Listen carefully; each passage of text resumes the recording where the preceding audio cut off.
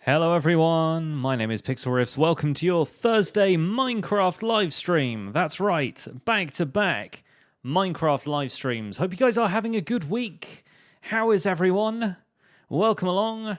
Astro Jake is listening in as usual. Thank you for listening in. Talismancer, hello. Yugabat, Kuro, Cosmic Dancer, and anyone else who is lurking in the chat, give us a wave. Hello, welcome. Hope you guys are having a wonderful Thursday. Today, Thursday is grey and dreary, so I figured I need a bit more Minecraft in my life. Been doing a little bit more work on the episodes for this week. Yesterday's episode went well. Today's episode is going well. Friday's episode will be good. And then I need to gather a ton of resources because I've used up a lot of wood lately. So we're going to do a wood chopping stream, and we're probably going to just chill and chat for a little while. We will probably do a little bit of building here and there as well. I want to get a little bit more stuff done around Founders Forge And I feel like at this point, I've done a few build tutorials, I've done a few kind of like build-centric episodes. I feel like I can probably take it easy and just kind of start building bits and pieces here and there and then do some progress updates for people on the YouTube channel. So you guys are going to get some building at some point today, provided that I don't chop trees for the entire time, which is probably a possibility. Lumberjack appropriate shirt, I know, right? Well, Run for Fun, thank you for dropping by. Appreciated the tweet earlier, and yeah, good to see you're stopping in on the streams. Sanar, hello. Crystal Alpaca, hi. Joe Leaps, welcome. Necromancer, hello, good to see you as well. All right, Cosmic Dancer's freaking, like, I'm still reeling from that on the last stream, and it's kind of encroaching on the chat box. But let's move in to the main stream. I've been doing a little bit of stuff with the overlays. I've been tidying some stuff away. It should be taking up slightly less of the screen now for your viewing pleasure. I still wanted to make that stuff prominent because it's nice to celebrate the people who support the stream by subscribing, sharing some bits, and tipping the stream when they can. But it's nice that you guys are giving feedback on that stuff. It's good to get a little bit of feedback on the go. So welcome along, Fibonacci Girls, Sanar. Thank you guys for the follows. You will probably see from my inventory what tomorrow's episode is about. Oh my goodness, right at the start of the stream, we have Il Mango raiding with a party of 95 people. The mangoes are popping up in the chat. You get a mango. You get a mango. Il Mango, thank you so much for the raid, buddy. Welcome along, raiders. If you're not familiar with me, my name is Pixel Riffs. I am a Minecraft YouTuber and streamer. I do a series on YouTube called the Minecraft Survival Guide. You can check that out at youtube.com/pixelriffs. I am much less technically talented than the folks of the Psycraft server. Of course, they are gods. We bow to them. But hopefully you will learn a little bit over on my series as well. So if you want to check that out, today's stream is going to be very chill. We're going to be doing a lot of tree farming and stuff like that. Not automated tree farming, just kind of regular tree farming, because I'm still getting established in this world and taking some stuff one step at a time. But if you guys want some chill Minecraft to while away your Thursday afternoon, I hope you guys will stick around and enjoy. Thank you again, Il Mango, for the raid. How was your stream? What were you guys up to today? And Talismancer is dropping links to all of my stuff in the chat. So, yeah, thank you for dropping a shout-out to Il Mango as well. Very much appreciated. You guys will be familiar with all the stuff I have in my inventory. I've been trying to explain slime blocks for tomorrow's episode of the Minecraft Survival Guide. Yeah, jury's out on whether or not that's actually gone well, but I need some stuff to put away here. Placed a lot of sand, lots of sand, chill sand stream. Okay, well, you're going to love today's stream because we're going to be doing a lot of chill resource gathering and stuff as well. If you're placing a lot of sand, interesting. I wonder what that was for. Right, let me tidy some of this stuff away. I still kind of keep redstone components in the farmhouse, and I want to change that. We'll put some carpets in here for the moment. I really need to get a proper organized storage setup for the rest of this stuff. But we may as well make a start on that. Let's have observers here. Let's have pistons and sticky pistons in here. Put those in there. And there's daylight sensors, bits and pieces. I think we'll put stone buttons in there as well. And do I have a chest for obsidian in this place? Yeah, I do. It's the big one with capital letters on it. I have 2 obsidian to my name, but there's more of that in the farmhouse. So wow, we have a lot of people watching us right now. Filled a hole today instead of making one? Well, that's good. Good for a change. Nice to change things up a little bit. Guardi, welcome along. Somehow I'm actually surprised. Surprised to hear that the sand placement was happening today. Have little knowledge of Il Mango, but he seems to do a lot of hole making. He does his fair share. He does his fair share, we can say. He is actually responsible for parting the sea in several servers as well. Some incredible contraptions you guys will see if you check out the Psycraft crew and what they do. Much respect. All right, let's get down to business. To defeat the Huns. That's not my tree box. This is my tree box. We need to get a ton of oak to start off with, and we're going to be harvesting oak the boring way. I might actually keep those ender pearls on me in case we need to get to the top of any big trees. And bone blocks. I guess we'll bring a stack of those and then see how we get on from there.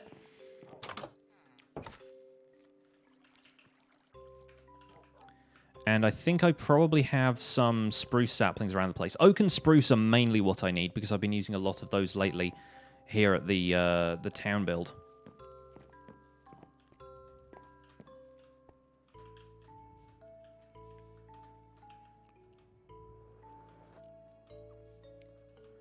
And I think... Did I leave a chest in here?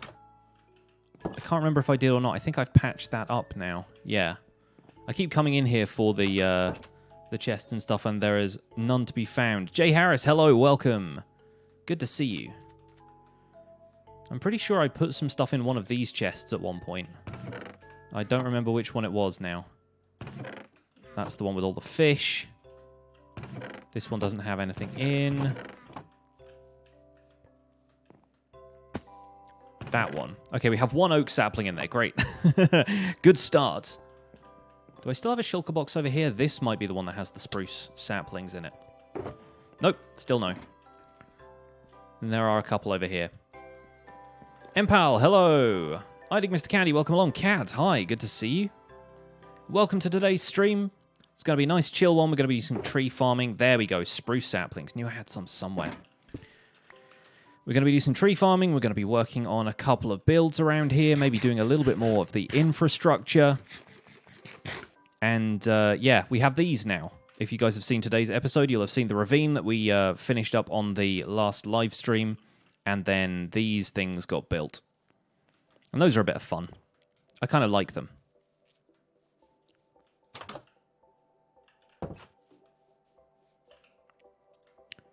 I need some fireworks as well. Just been gliding around everywhere this entire time. I'm going to turn my volume up slightly in here. Shouldn't affect anything that you guys are hearing. There we go. I need to make a few more of the fireworks at some point. No saplings in there, though. Fine. We will get some more. I need to start making my beds a bit more accessible. Accessible from the air. Mr. Majo, welcome along. Nasty cough you've got there. Hope it gets better soon.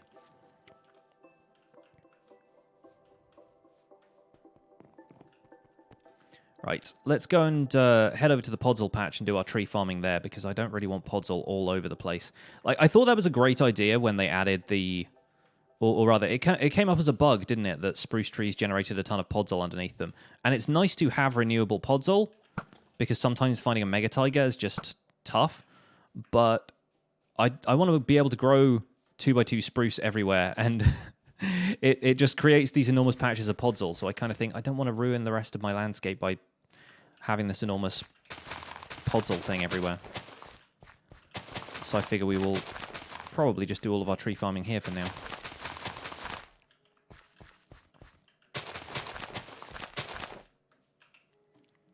Got an ender chest this week. You're constantly afraid you'll pick it up with your non-silk touch pickaxe. Well, that's free obsidian in that case. I mean, technically not free unless you got the ender chest from an end city, because in that case it's probably obsidian that you had before. Hi, I'm amazing at Minecraft. Thank you. I'm okay at Minecraft, I think. I think I've worked this game out now after 5 years of playing it. I think I'm all right at Minecraft these days. What is Podzol? This stuff. It's a variant of dirt that normally is only found naturally in mega taigas, but will grow into this. And it doesn't spread, which means if you turn anything to dirt inside of here, it stays dirt, which can be a good thing. But I really like grass. I just like having green fields in a lot of places, and I think it's kind of a... An annoyance to have it all suddenly like revert to podzol without you really having much say in the matter. If I border my tree farm with a non-dirt block, does it stop the spread? The border has to be quite large because it will spread through other blocks. Like, it doesn't convert, say, like stone into podzol, but the podzol will reach past the boundary of the stone. It just converts any grass block within like a 5-block radius around the base of the tree, more or less. I'm not certain on the numbers exactly, but there are, I'm sure, like, actual numbers for that on the Minecraft wiki somewhere. But it isn't really possible to isolate it in the same way. It's the same with any kind of spread mechanic, really. Like, you can isolate it with a few blocks in between, but you're not kind of guaranteed that it's not going to spread across diagonals or occasionally through blocks.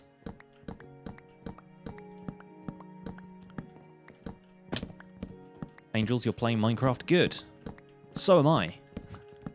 We can play Minecraft together, but separately, if that makes sense. Hey, Sparkcraft TV, welcome along. Or Sparkcraft V, I don't know. I'm not sure.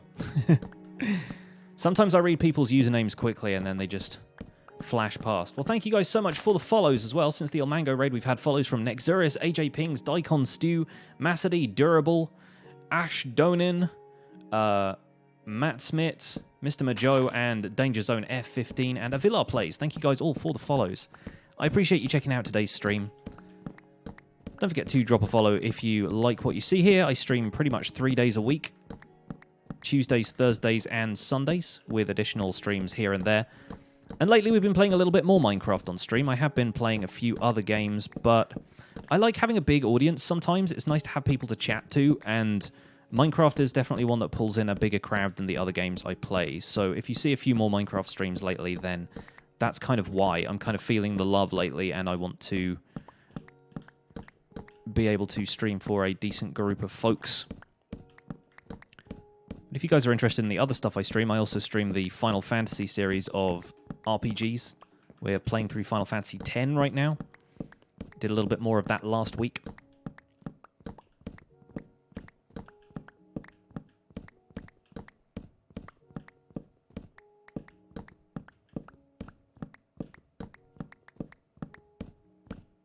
Have I made an iron farm on the survival guide yet? Yeah, I think it was around episode 54-ish? Something like that. Episode 50-something, anyway. It's over there. Somewhere. Behind the trees. That guy.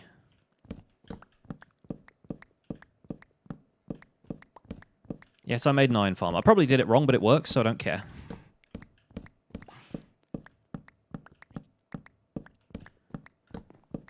Want to be just as good at Minecraft as I am? Well, if you can place blocks, you're most of the way there.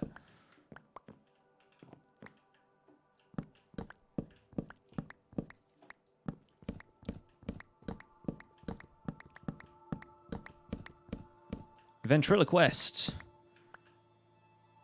I'm going to go with Laundry Basket. Vika and Riakim, thank you guys for the follows.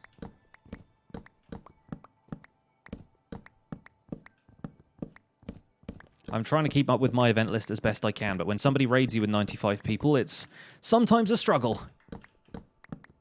Found it, episode 52. There you go. I knew it was around that point.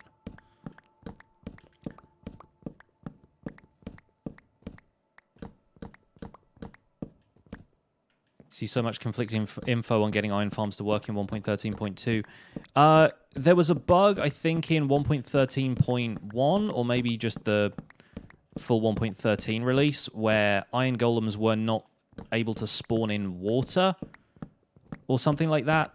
They would be spawning in the wrong place, and that broke a lot of people's iron farms for a while. But as of 1.13.2, they should follow the designs that worked in 1.12, etc. How goes the day? The day goes very well, thank you. Yeah, it's a little grey and rainy here, but I'm enjoying it nonetheless. I've been playing a little bit of a free browser-based Tetris game because I've been watching a ton of people play Tetris 99, but I don't own a Switch. So, yeah, I'm kind of coveting a Switch even more than I was already, but me and my wife found this, like, free browser-based Tetris game that you can play that's actually, like, an official licensed Tetris game. So it's got the music and everything, it's got a lot of the features you will find in modern Tetris games, like being able to hold on to pieces and like a queue for what the next blocks are and that kind of stuff. I used to play Tetris on my Game Boy back in the day. Like I had one of the original chunky Game Boys, although mine was blue, not grey. And yeah, I loved that game growing up. So it's kind of fun to play the newer, more modernized Tetris where the pieces, you know, have color and things.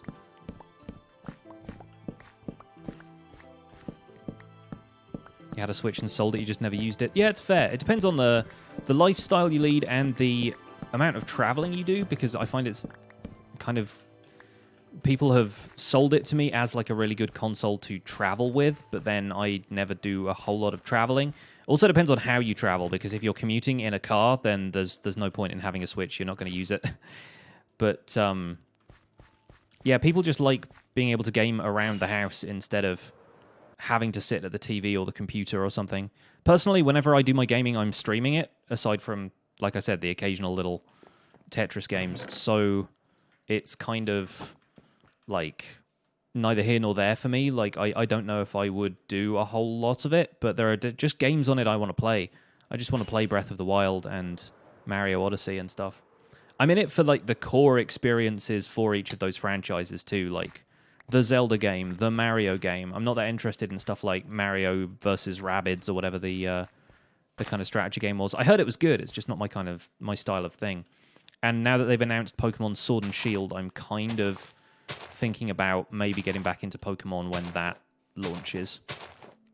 Because just seeing Pokemon Let's Go Eevee and Pikachu was really neat. Seeing like the whole Kanto world rendered in like a 3D environment. That's super cool to me. Hey Danny, welcome along. You have a Switch, but your kids play it too much and you can't use it. Yeah, I don't have that problem, thankfully.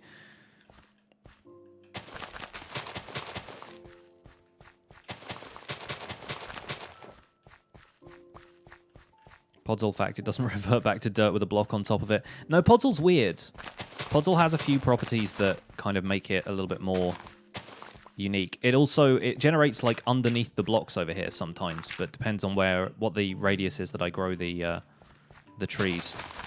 Like if there were grass blocks underneath here or dirt blocks underneath here and this was all stone, I think it would actually grow underneath the top layer of soil.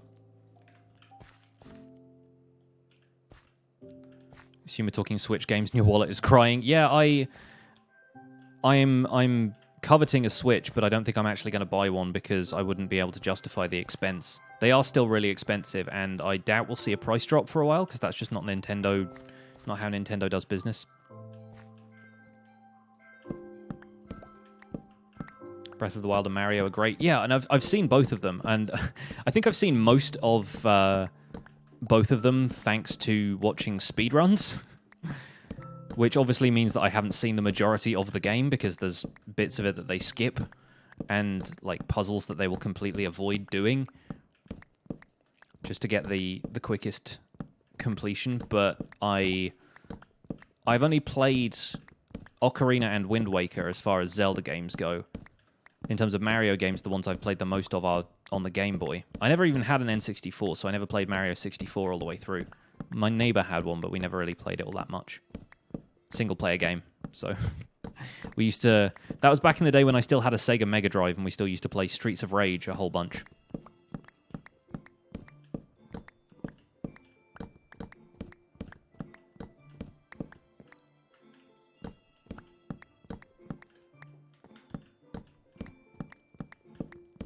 Saved your 18th birthday money to get one? Yeah, I have so much other stuff that I'm saving up for right now that it's kind of a weird proposition having an additional console.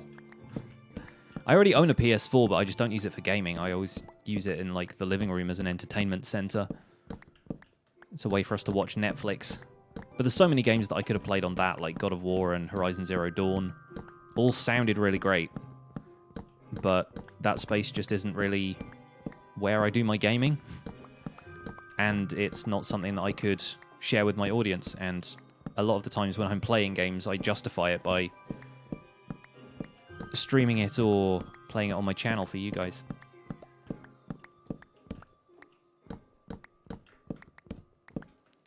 Which is why I'm playing a lot of Minecraft these days, which my wallet thanks me for because I bought this game 5 years ago and I'm still playing it for free. Like, the updates are all free and everything. So, it's a no-brainer.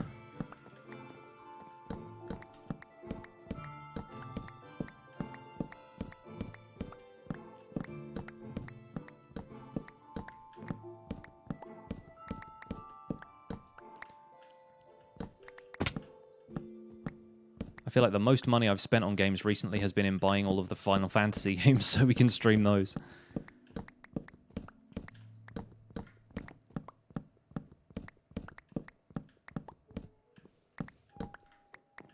You're having the worst luck with your creeper phone. I like that as a concept. They're not picking up. Minecraft on a controller is a challenge for you. Your hands don't work as well as they used to. Yeah, I can imagine that's...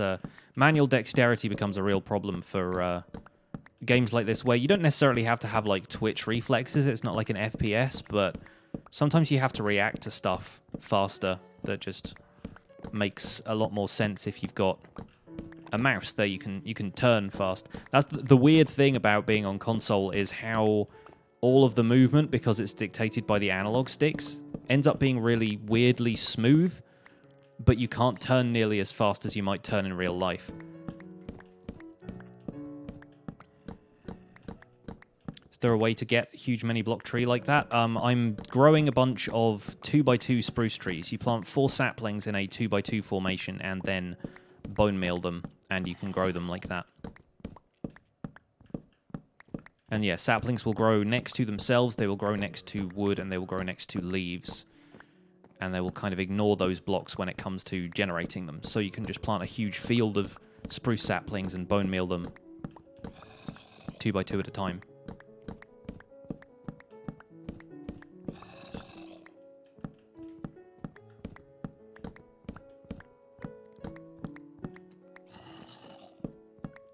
There's a zombie down here who we'll get to eventually.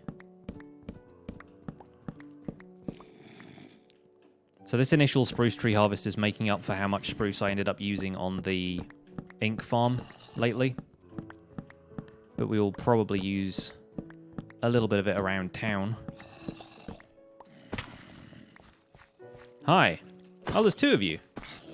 Well, there's probably more now, because I've hit one of them, so... That's how zombies work.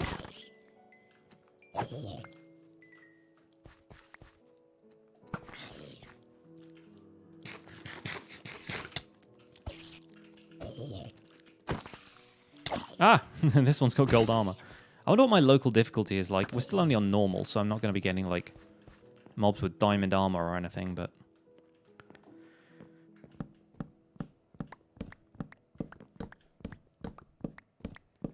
Your problem with playing Minecraft while watching a stream is the monster noises? I know.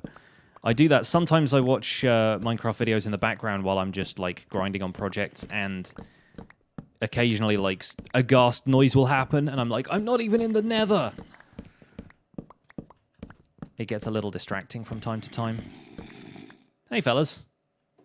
Like, how are they having trouble getting up the tree?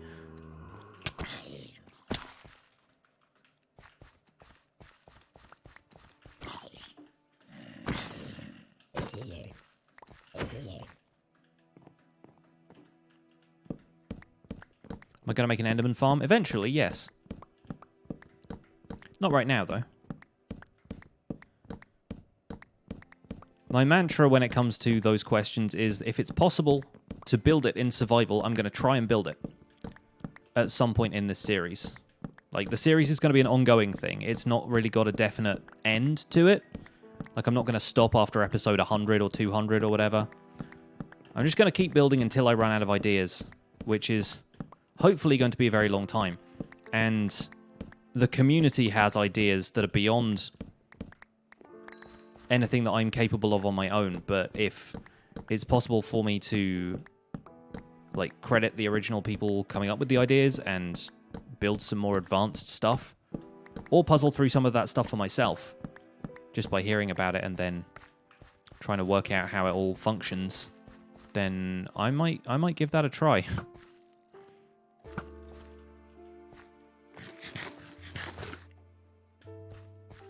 What am I doing today? Wood farming, and probably a little bit of building later. I don't know exactly what yet, but we'll think of something. I do still want to finish up a few buildings here in the industrial district, make my villager farm look more, I guess, permanent. The villager boarding house. Is spawning an endermite basically 1 out of 20 chance to spawn? Yeah, that's about right, yeah. It's 5%, which is 1 in 20.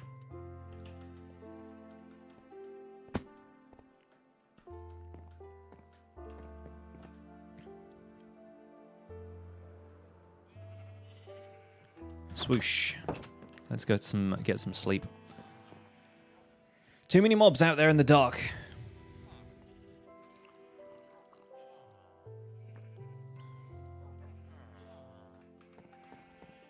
Can you see the ravine? Yeah. It's over here. There it is. See if we can fly underneath that. No, we can't. But here's the ravine in all its glory. I was trying to fly underneath the grabber. Somebody in the comments suggested I should put some emerald ore in this. That seems like a very good idea to me. Like they're pulling emeralds out from this fiery ravine.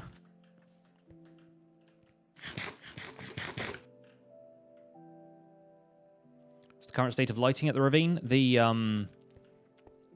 underneath layer of it has sea lanterns in the walls. I don't know how easy it will be to see it on the stream as I'm running around, but if I stop there and try and zoom in, you can very faintly see, like, there's a block here, and that's a sea lantern. I need to cap my frame rate here, just because when I zoomed in on that, my speakers started going just like a little bit of interference. But yeah, the floor here is stained glass in layers. We built it on Tuesday's live stream. It's alternating black and grey stained glass in about 7 or maybe 9 layers, and it turned out really good. I'm very proud of it.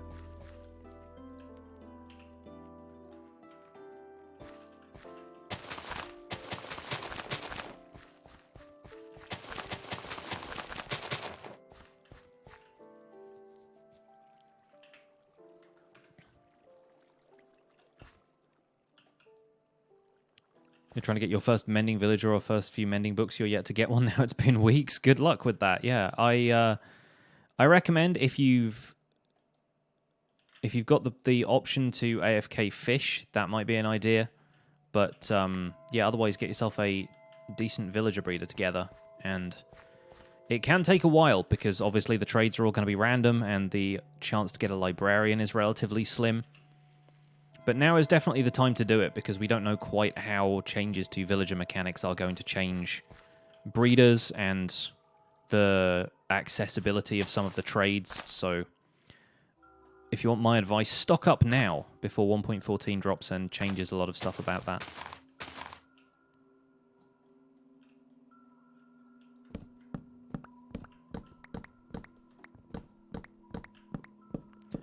Oak trees are going to be a pain to farm, but we'll do it anyway.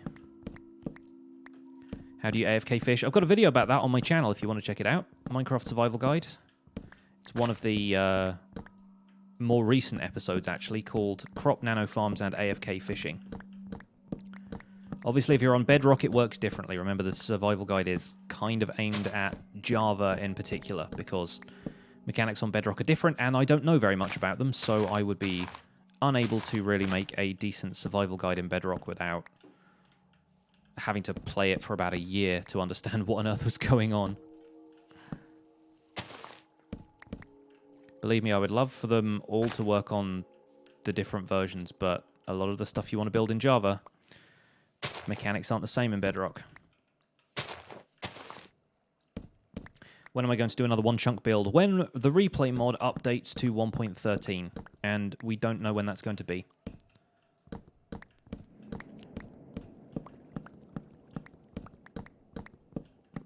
But I wanted to use some of the newer blocks in those builds, and it has just taken mod authors across the board a good long while to update their mods to 1.13, because they've needed to wait for Forge, and a lot of the back-end code of Minecraft got a significant rewrite for 1.13, so it's been more difficult for them to update Forge so that the modding API works.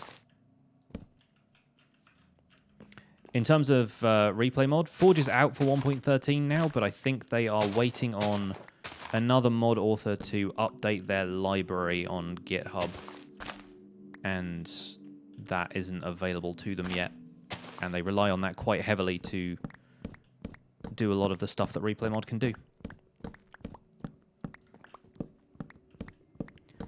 Rock and Troll, you find me here too. Love the YouTube videos. Thank you so much.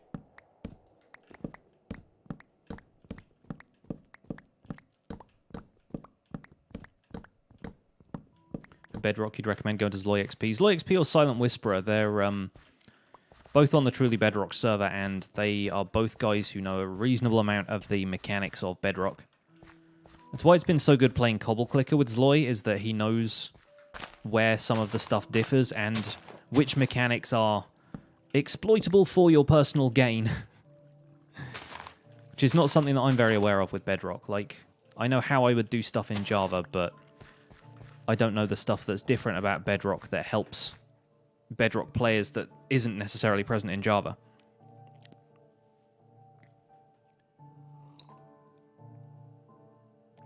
Let's see if I can pick up on where we left off with the follows. German in Georgia, Arbol Trey Elapsed, Sparcraft TV, H. Lavica, Vinca, Cyclops, Grawl is Death, Tego, POTUS, Don, Rock Control, and now Mr. Mannequin. Thank you guys for the follows.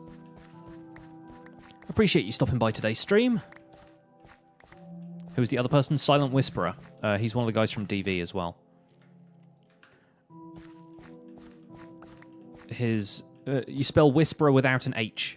Silent, W-I-S-P-E-R-E-R.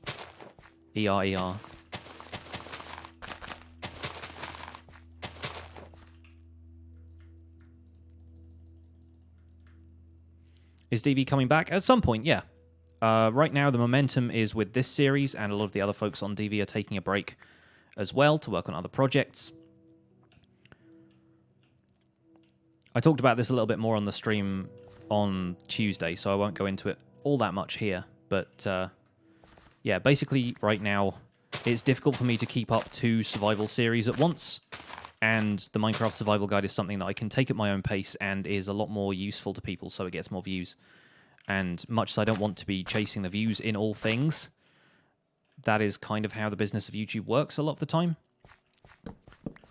And it's been able to convert my channel into what is essentially like a decent business venture. Like, I can actually make a reasonable amount of revenue if I continue to make Survival Guide videos. Whereas DV, while it was an amazing community, and still is not the most profitable series. I hate to make it about the money, but when it comes down to it, a lot of things have to be. But at some point I will get back on DV and play some more with those guys, because I definitely haven't like left the group or anything. I miss playing with a lot of them. And some of the people I miss playing with aren't even really content creators so much anymore, or like they can only spare time very occasionally, and so that means that a lot of the time it's the same people who are online, and those people are great, but it's nice having a really diverse group of people to play with. Like when 1.13 came out, DV was super active, and that was great. It felt like a really great atmosphere to log into every time. And since then, you know, there's people on occasionally, here and there, but I just find myself logging into Survival Guide and working more on this series.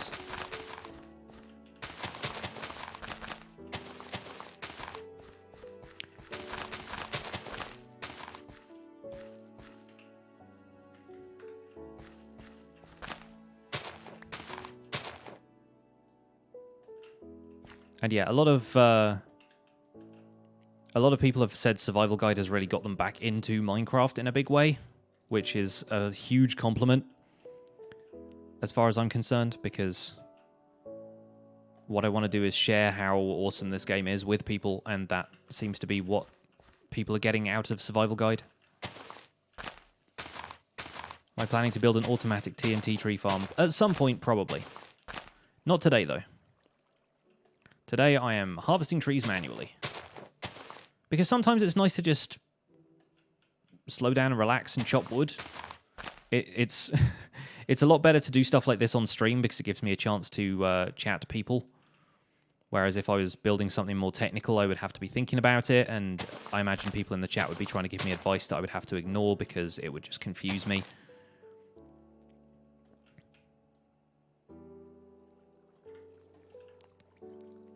The other thing about this series, from a technical perspective actually, which is an interesting thing to bring up now that people are talking about automatic tree farms and stuff, is that there isn't anybody else in this world who can build stuff for me. which means I've had to learn how to make like an iron farm and stuff like that I could have learned to make on DV, but there already was one that somebody else had built, and so it was easier to just go and use that rather than learn it myself. But since starting Survival Guide, I've even learned like how to make more technical builds that I'd never had to make before. So it's really nice to be able to have my own world like this and be responsible for everything in it. And so I'm going to have to be the one who makes the iron farm, the witch farm, you know, any kind of automatic tree farm that comes up. Like, I'm going to have to do all of that and figure out how it all works. So I feel like I'm learning so much more about the game myself, you know? Nice job with the ravine. Thank you. I think it came together pretty well. It's a little bit chaotic, but that's kind of the idea right now. It's my own realm server. It's not even a realm, it's a single-player world.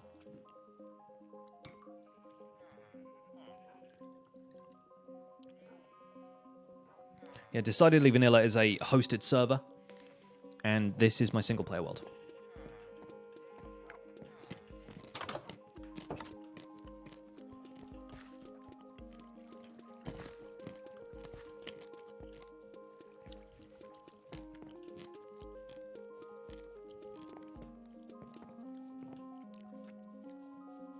Needing tutorials to show how to make something that's good enough. Yeah.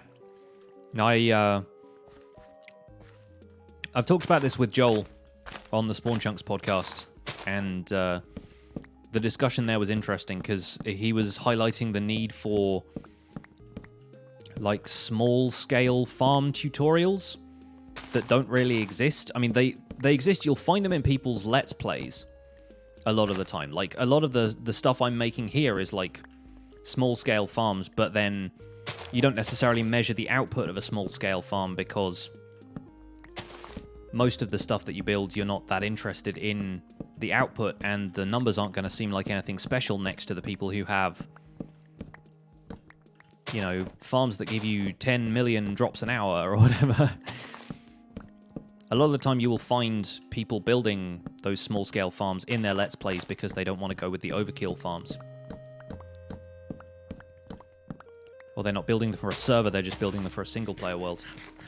But nobody bothers making individual tutorial videos about those farms because they don't stand out as much. They just don't have the appeal, the draw of the latest marvelous creation from the good folks on SciCraft or any of the other strongly technical servers that are out there.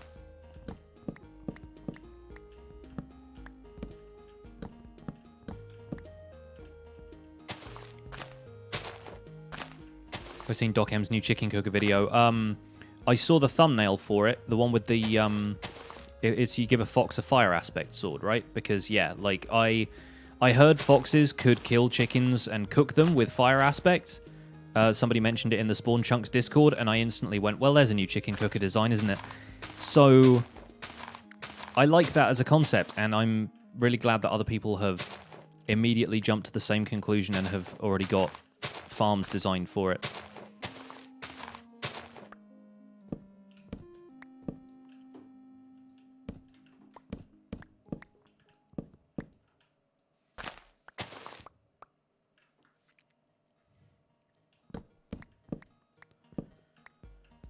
I saw somebody on the Reddit who'd posted a video of a fully automatic concrete machine that they've made that actually generates concrete using that glitch where you push a block with gravity, like gravel or sand or whatever, against the end portal, and it actually duplicates it in the end, and then in the end it all gets thrown into a machine that converts it into water and then explodes it using TNT. Some fascinating stuff out there that seems completely overkill for the average survival world, but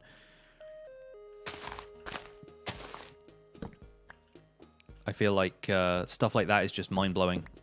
It's always a really great example of how the technical community innovates in this game still.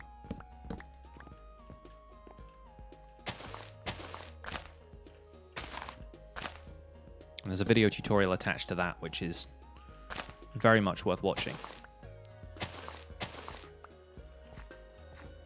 Oh, we're in mouse mode.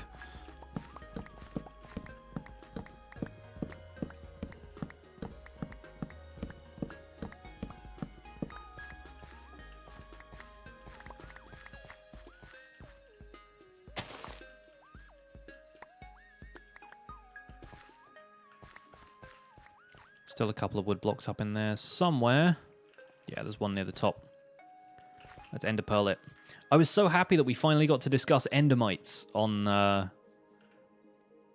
today's episode of Survival Guide, because they'd never come up before. I think I'd got one once off camera, and it was not in a position where I could just hop on and record and be like, oh, hey, this is an endermite. But I just rarely use ender pearls to get around. Whoa! So it's kind of funny it took them that long to appear, you know?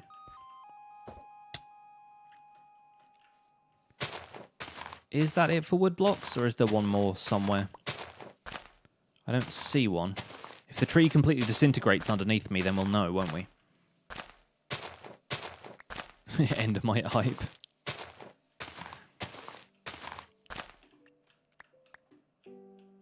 I think we're good here, you know. I don't think there is any more wood hiding in this one. I certainly don't see it. How much time have I spent on this world? Good question. Let's see. Number of deaths, 3. I've quit the game 480 times. Let's see. Time spent... Where is it? I know I've scrolled past it somewhere. Time played, 14.9 days. There it is. I can never remember where stuff is because it's like it's in such a random order. It's like distance by horse, cake, jumps. It's very kind of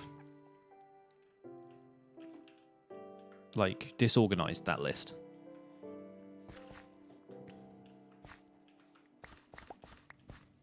There's a rumor you're supposed to work today. Well, I think you should go and address that rumor then, shouldn't you?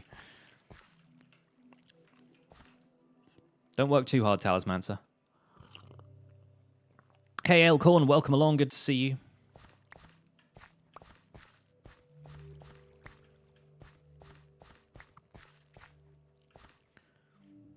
How do you not die? I always die in the first night. Part of the whole point of making a tutorial was showing people how not to die, so I just kept not dying. The trick is to craft a shield, really. Let's catch up on follows. Encrea's Ghost, Aza, Predos, Memo Squad, Retipus, Angels, Ape, Skull Daisy, Popcraft, and Jime Vez. Thank you guys for the follows. It's probably not Jime, it's probably like Hime or something, but I don't know, I read Jime.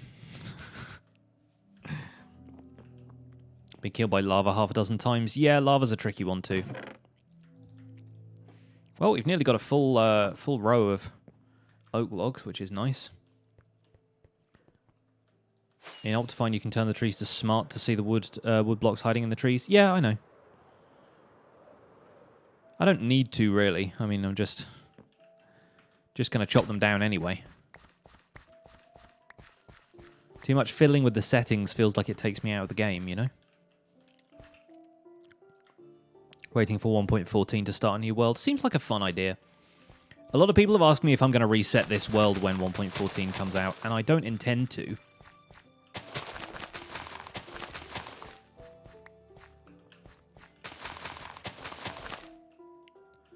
But it's going to be harder and harder to find some of the newer stuff if you're like using the same world from however long ago.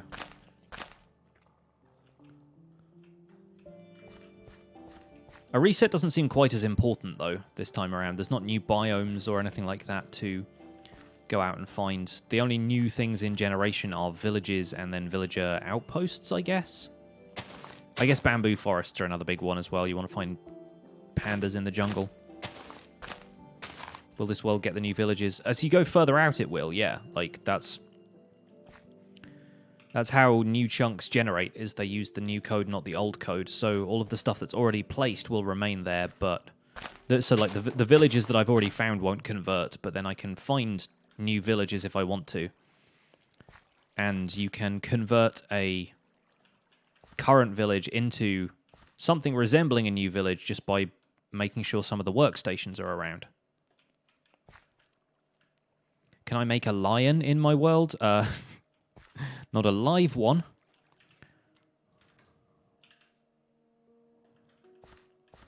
I could probably try and build one at some point, but I don't plan to right now. Not going to prune the outlying chunks for the update. That's another option. It all depends on whether or not a decent chunk pruning program is available for 1.13 worlds. And I was talking about this on stream the other day, that I was considering even making a tutorial episode about pruning the chunks from your world in the event that I needed to do that for 1.14.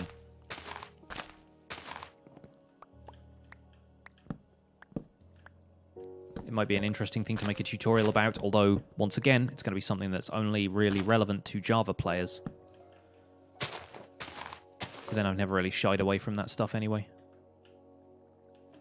My whole How to Kill the Wither Easily episode was just for Java players, because the Bedrock Wither works differently.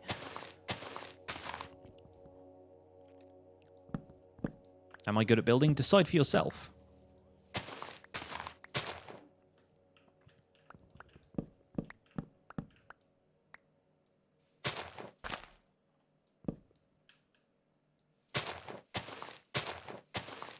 How do I feel about the new note block sounds? Mostly indifferent, to be honest. I don't do a whole lot of stuff with note blocks. I like the fact that they have 8-bit sounds in there now. You can make little chiptune sounds in Minecraft, but I've always found the range of note blocks a little bit limiting. Like, the actual range of pitches you can do is kind of limiting.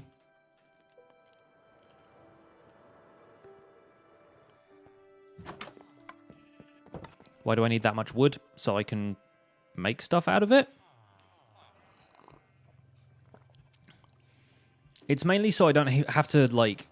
When I start a project, I don't have to go back and chop a ton of wood later. Like, if I've got this amount of wood, then it means I can do stuff more efficiently later on.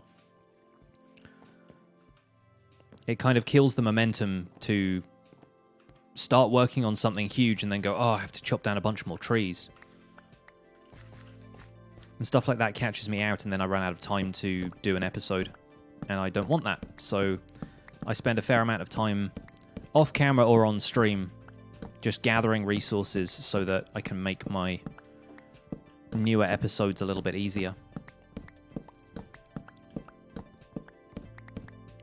Why not make a tree farm? Because tree farms can be a little bit complicated. I don't know how to do one off the top of my head. And as we have learned, me doing redstone on stream is not the greatest idea.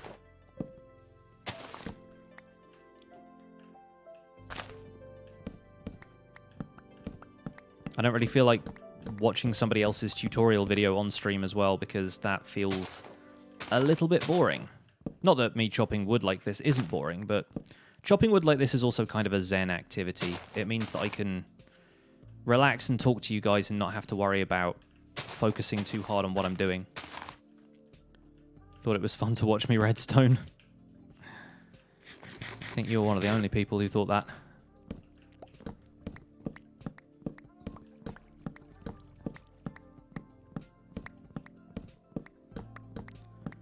Could just build an AFK wood farm. I could, but then I wouldn't get to talk to you guys about that. Like, there's no point in me AFKing on stream because I am at the keyboard. Rewatch my Decidedly Vanilla Tree Farm episode. That was not a tree farm, that was a tree pusher. And the problem with that farm in particular is that it didn't give you back the saplings. It didn't, like, crush down any of the leaves, which meant that eventually you ran out of saplings and you had to farm trees manually anyway. So if I'm going to do a tree farm in this series, I might end up doing a design like that with, like, the feed tape and everything, but it didn't really, like, farm stuff effectively because eventually you just ran out of saplings. And people will tell me, like, oh, all you need to do is set up something that's going to detect the trees growing, and then it crushes it with the pistons. And I'm like, yeah, that bit you just said, that's the difficult part. I don't know how to do that yet. Like, I can probably go into creative and tinker with it until I know how to make it, but I haven't got that far yet, so don't pressure me. Can I build a witch farm? I've never tried before. I will eventually, but I have not done so previously. Breaking blocks mindlessly is very relaxing. Yeah, it means that you don't have to worry too much about what you're doing, and you can concentrate on, you know, talking coherently, which has always been a problem for me with streaming Minecraft, and it's why I didn't do it all that much before, is that when you're doing stuff, kind of like I did just then, you sort of have to concentrate on what you're doing, and I can't do stuff on automatic as well when it's Minecraft. I feel like I have to be completely engaged with the game, and that makes it difficult for me to talk coherently at the same time, which is kind of the point of being able to stream for me. I know some people are fine with watching you just play a game and not really talking very much, but I like to keep up a dialogue with my chat, and that is difficult to do if you're doing anything that requires any amount of focus or conscious thought. Whereas I can farm trees like this on autopilot. I don't have to worry about, like, whether or not I'm making sense. Is it fun for me to play Minecraft? It's very fun. Just bought Minecraft on your new PC. Nice.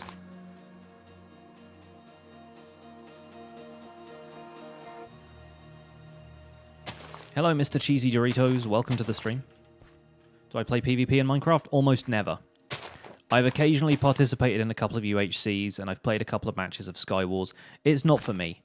Playing against other players in general is not something that I find all that appealing, mainly because I haven't done it enough to maintain any kind of level of skill, so it's usually a negative experience for me because I don't win.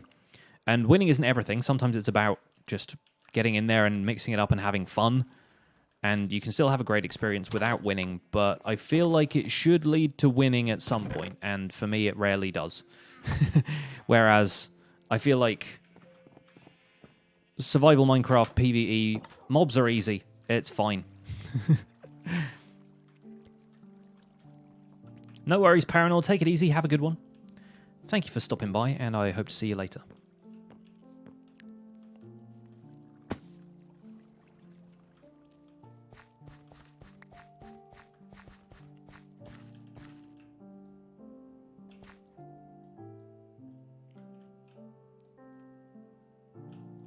You can't buy Minecraft because you don't have a credit card. That's a good reason.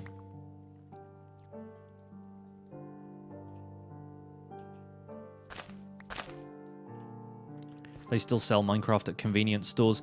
I'm pretty sure they sell, like, the Xbox version and stuff. I don't know if it's possible to buy the Java version of Minecraft as, like, a download code or a gift card or anything. It might be, but I just bought it through the website, so I didn't have to look into that at all. Like it how I'm family friendly. I try to be, yeah. I mean, this is a game that's played by such a range of ages that not being family friendly, while obviously it has its appeal for some people, never really occurred to me.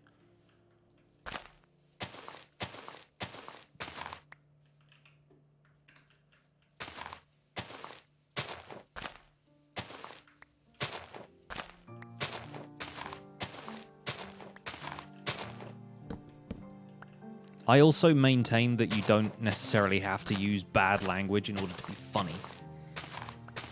Which I find that a lot of people's sense of humor kind of relies on cursing and stuff, which is fine for me because I don't mind that stuff so much. Like, I usually take the philosophy that as long as a curse word isn't directed at somebody in anger, then it's kind of okay. Like, if it's not insulting anybody directly or indirectly, then it's fine.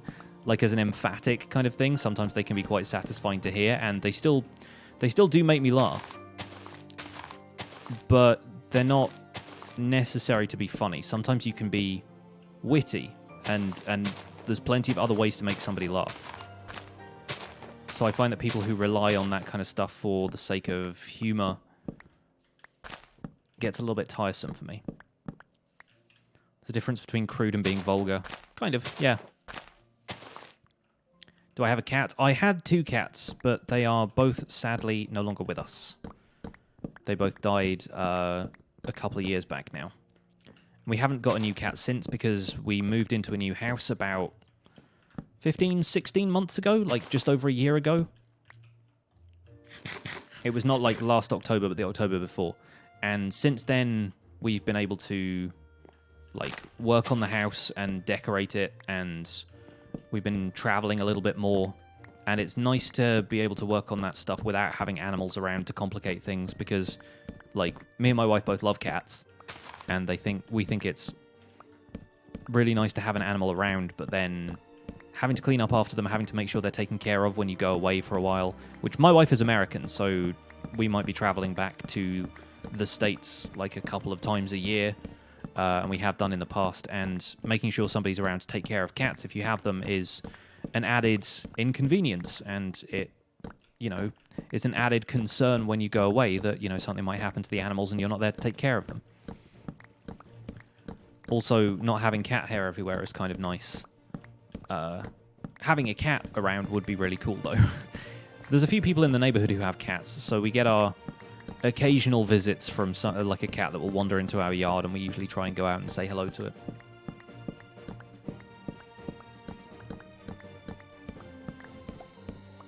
Oak trees are the worst, I agree. What is it with these guys anyway? Don't want cat hair everywhere, get a sphinx. Yeah, I don't know. Like, sphinx cats are interesting to me. I'm not such a fan of their aesthetic. I like myself some fur. But and having to like get them little jumpers and stuff is kind of fun, I guess. I don't know. It's weird to me that they're still cats. They still behave like cats because they look so different to what I consider to be a cat, but I recognize them as a valid form of cat. I'm not about to go all like flat earther on you and deny the existence of sphinx cats as a thing. They're a valid alternative. Hey, nobody, I'm good. How are you? Having a great stream today. So many people came here right from the start, and I want to thank you guys for being here and supporting. Don't forget to drop a follow if you are not following the stream already. We'll be back here on Sunday, probably playing some more Minecraft, as we like to do these days. And you can check out my YouTube channel as well at youtube.com/pixelriffs. You have 1 cat, a dog, and a hamster. Sounds like a full house to me. Cat conspiracies, indeed, indeed. A few more people have followed since I last checked the following list, so thank you to Lord Pooptown. Interesting. Lord of Pooptown. Tom Ain, Celtic Peridot Knight, Wiggle, Mr. Cheesy Doritos, Aru, Electric Womble, Zoel Boy, and Gueron. Thank you guys all for the follows. Very much appreciated. How am I today? I'm really good, thank you, Stormageddon. I'm doing very well. The sun is even starting to come out, which is great, because it's been grey and rainy the entire day here.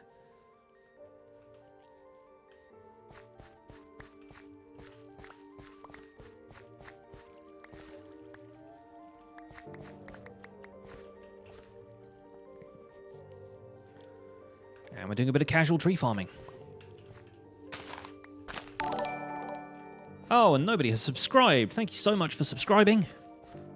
Enjoy your new Pixel Hype and Pixel Flip emotes. Welcome on board, buddy. Sooner or later, my overlay should update.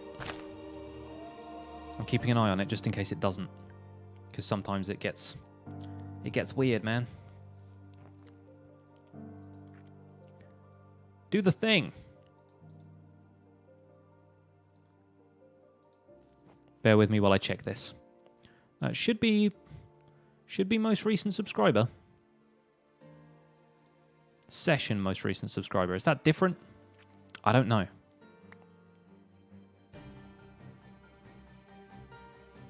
This was all working last time. Maybe I have to wait a second. Maybe I have to be more patient with it. Let's try that. Let's try patience. and see if that works as an approach. Maybe Streamlabs is just having a weird day.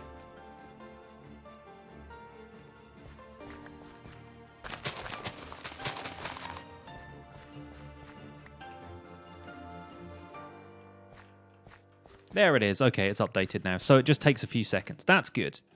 That's good, because, yeah, I don't want anybody to get missed out by that stuff, and it's all new to me, the stream labels jazz. I imagine some people have been working with it for a long time. I have only set it up this week.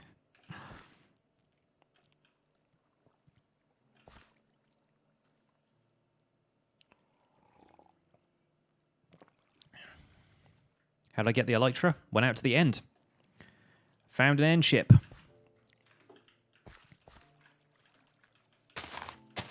That is all documented in the series on YouTube as well. Why is the shield only in Java? It's actually being added to Bedrock in the more recent betas. I think beta 1.10 for Bedrock now has shields. And the main reason for it is that the shields weren't really intuitive to use with a touchscreen interface, which is how a lot of people play Minecraft on Bedrock. Like the majority of Minecraft players, I think, are Pocket Edition players. But I think they use shields by crouching now. Bedrock has had offhand for a while, but it's not been as functional as it was in Java.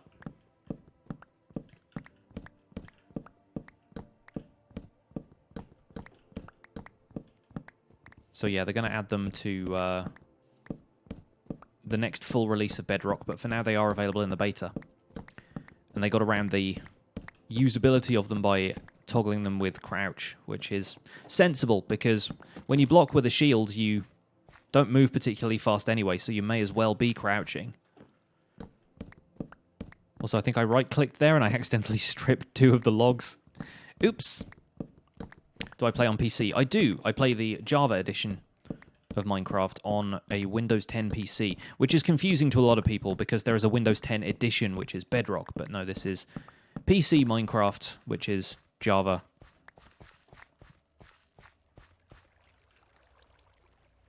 There's a way to find out all the crafting recipes for everything. The Minecraft wiki has a lot of them, otherwise the game has an in-game recipe book now.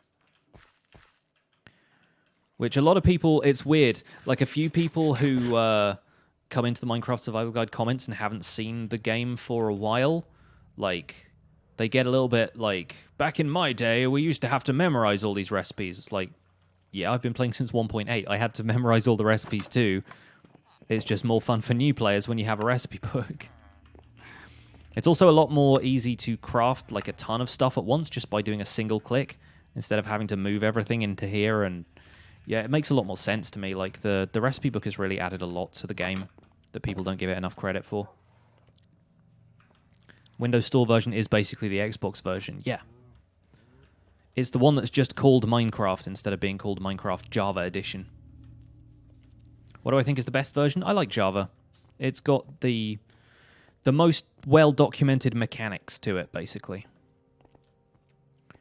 And a lot of the stuff on Java kind of makes more sense and is more reliable compared to Bedrock, whereas Bedrock has issues with stuff despawning. Like, I like the fact that in Java Minecraft, if you name tag something, then it doesn't despawn, whereas stuff can despawn even if it's name tagged on Bedrock, unless they've changed that since I last played, which has been a while, if you don't count Cobble Clicker. How long have I been playing Minecraft? Since April 2014. I used to play on the Xbox 360 version, played that for about 6 months, got a PC in November of that year, so I've been playing for about 5 years. Shadow and Ek with a Twitch Prime sub. Thank you so much for using your Twitch Prime sub here. Really appreciate that. Enjoy your Pixel Hype emotes. Welcome to the Pixels. You are 1 in a million.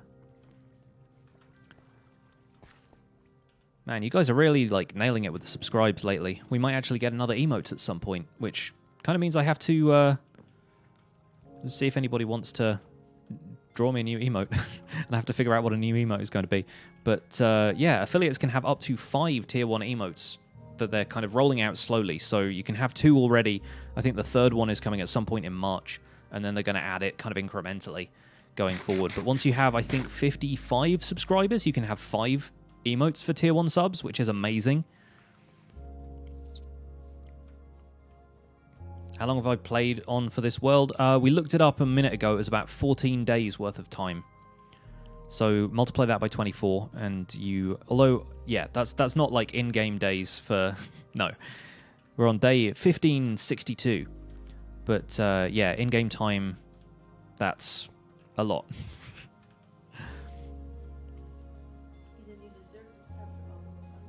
Oh, thank you very much for all the work on the recap. Yeah, I'm glad that people are still enjoying the recap. Because, of course, why wouldn't you? It's Hermitcraft, but, you know. Do I still play with the missus? Missus, do I still play with you? We played Tetris. Yeah, I came into it to seek reprieve from Tetris. I was feeling very stressed. Oh, are you playing some more? Yes! Yeah. 624 hours. Really? Is that what it comes out to? It's a lot of time, man. It's a lot of time. Then again, how long... I mean, that's 14 days total. But, like, considering that I've been working on this series since 1.13 came out, which was about 6 months ago, 14 days worth of time spent in a game over 6 months, that's not terrible when you think about it. Considering that this is basically, like, a job. Like, that's... if you only worked like 14 days out of 6 months for your job, you'd feel quite satisfied with that, wouldn't you? Then again, that also doesn't count the amount of time I spent editing videos. So, and it's also 14 24-hour days rather than like 14 days of 8 hours of work or whatever. It doesn't, the maths doesn't add up. In terms of like actual work days, it's probably more like a couple of months worth. People like your invisible mug. My invisible mug, yeah. I'm a big fan of this mug. I quite like it. There's 360 hours. Well, there you go.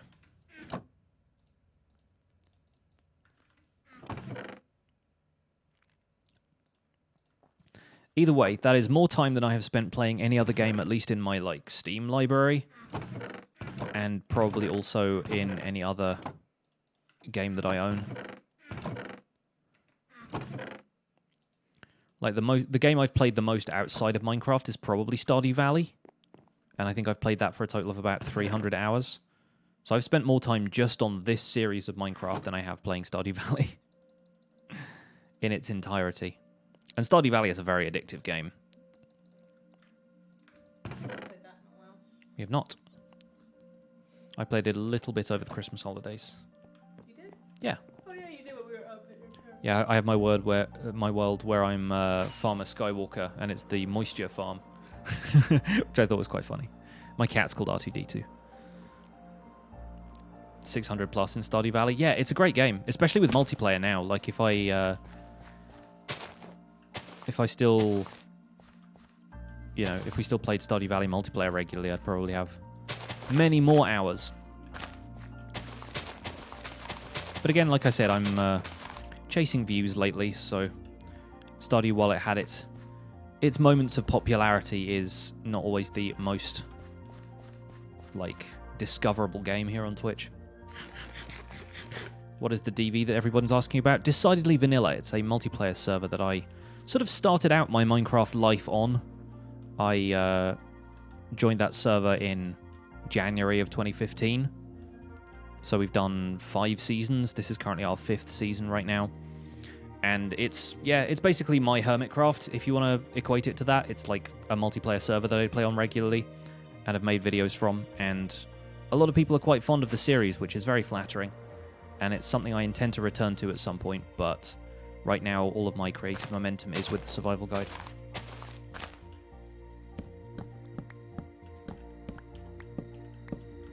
But if you want to see what I'm like when you put me on a server with a bunch of other people, that's all over on my YouTube account.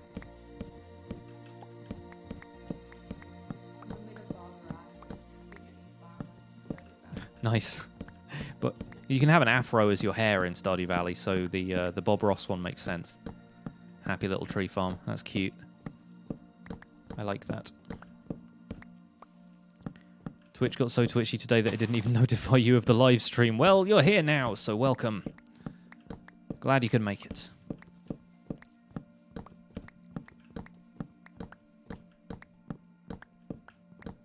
are you doing? You're just getting wood.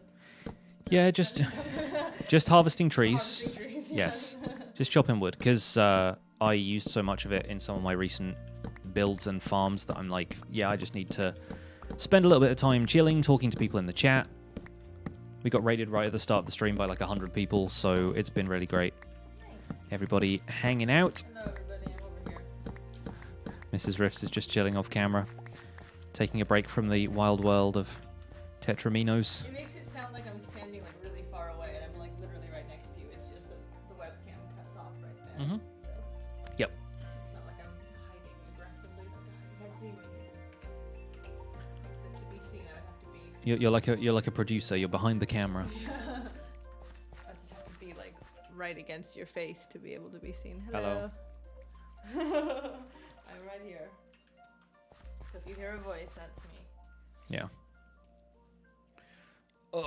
Need to have a stretch.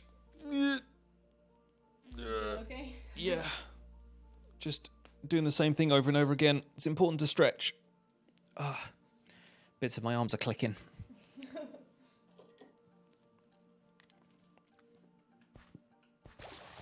Oh. That happened somewhere. That was a zombie converting into a drowned. Which is probably in a cave somewhere underneath here. I have no idea where. That's happened a couple of times. Like, there have been some completely covered over caves that I just kept hearing this, like, in the background, and it's just been a zombie every time.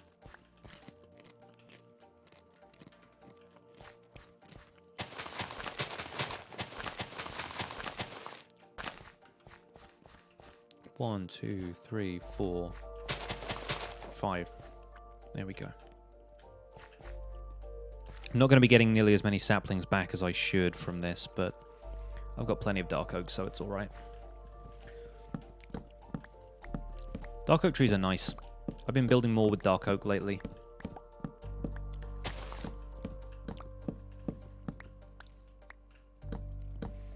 I think chat just, like, lagged out and refreshed.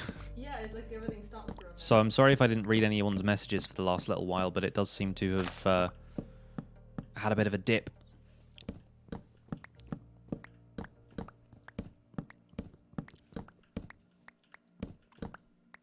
Zombie reenactment sounded awesome. Toxic Perry.night says, what, you get old like me, one snaps all the time? Yeah. Why don't I build with spruce? I do a lot of the time. I'm just, if you'll forgive the pun, trying to branch out.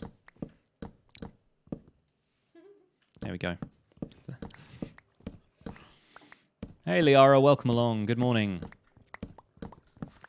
How am I doing today? Packers asks. I'm doing very well, thank you.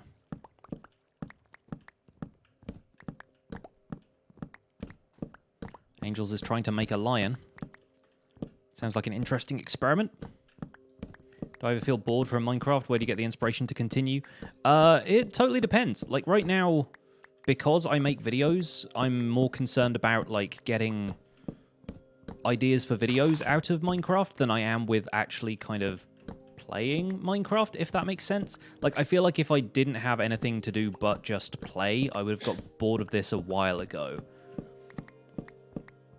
I would probably be more like one of those folks who just dips in and out of Minecraft here and there, maybe checks out the update once or twice, but because Minecraft drives a lot of the stuff on my YouTube channel, I find that, like, sharing my creations with people is kind of what I get out of Minecraft a lot of the time. Then I feel it's more sustainable for me as a game. It's one of the things that made me want to pick up the PC version in the first place. When I used to play on Xbox, is being able to make videos about it and share my worlds with people just meant that more people were going to be able to share what I did. And we didn't really have much of an opportunity to play multiplayer on Xbox because the Xbox 360 version is kind of limited to begin with, but we also only had one controller, and at the time I wasn't, like, gonna shell out for another controller. I don't know. It seems really trivial now, but at the time we were kind of tight for money, and you weren't all that interested in playing a whole bunch of the time because I was playing it constantly. We also had a really janky old TV that would play two-player basically because it was like a very old TV. we had a really old, like, standard def TV, like, yeah, and it's since then we've gotten a better TV, but, like, we don't really want to play the PlayStation version of Minecraft, and I play so much Minecraft now that you just get bored of it. So you're like, I don't care about Minecraft now. Tetris. Yeah. Well, tattoos is easier to pick up and put down. I mean, there's still things I like about Minecraft, and I think it's fun. Yeah. And like, sometimes I consider, like, kind of go, oh, it could be fun if we could build together. But then, like, I'm not, like, you're so, like, proficient at the game, you know what I mean? In terms of, like, your skills with organizing stuff and being I'm completely unbothered by that stuff, so I feel like if we did anything for your channel, people would get impatient with me. Well, I don't know if because I'd be like, I would just muck around and I would have no. Yeah, I'm not somebody who's like, I'm serious about playing the game. Like, I just don't. I'm quite particular about the way I like things to be, and I mean, not even in Minecraft, just like in general sometimes. And yeah, it's not that I would necessarily get impatient with you, but I feel like there would be some stuff that made total sense to me that you just wouldn't necessarily care about. Yeah.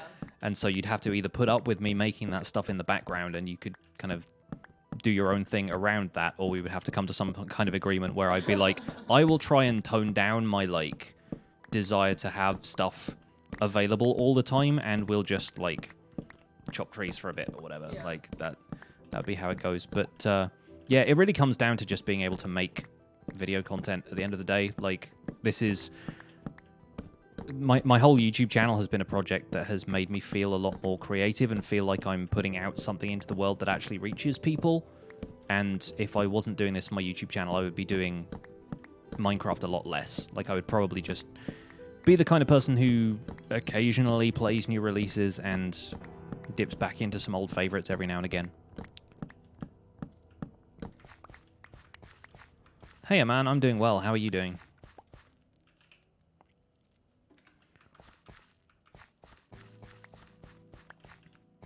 At some point, one of the things I want to do is kind of what the Evo server did and what a few people have done in the past is kind of go back through the old versions of Minecraft that I never really got to play and to see how much things have changed and like how I interact with stuff when certain things aren't available to me. But enforcing that is the difficult thing. Like, it was easier on the Evo server where people were limited because the server was on a certain version, and it was like part of the way they did that server was kind of progressing through the different versions bit by bit, and it being controlled by a group of admins who kind of, I guess, decided when it was time for them to move up a version. And doing that in single player is more difficult because you just get impatient with stuff and you're like, well, I'll upgrade to the next version now. Like, you don't have a chance to like establish all of the stuff that you would establish in the original worlds.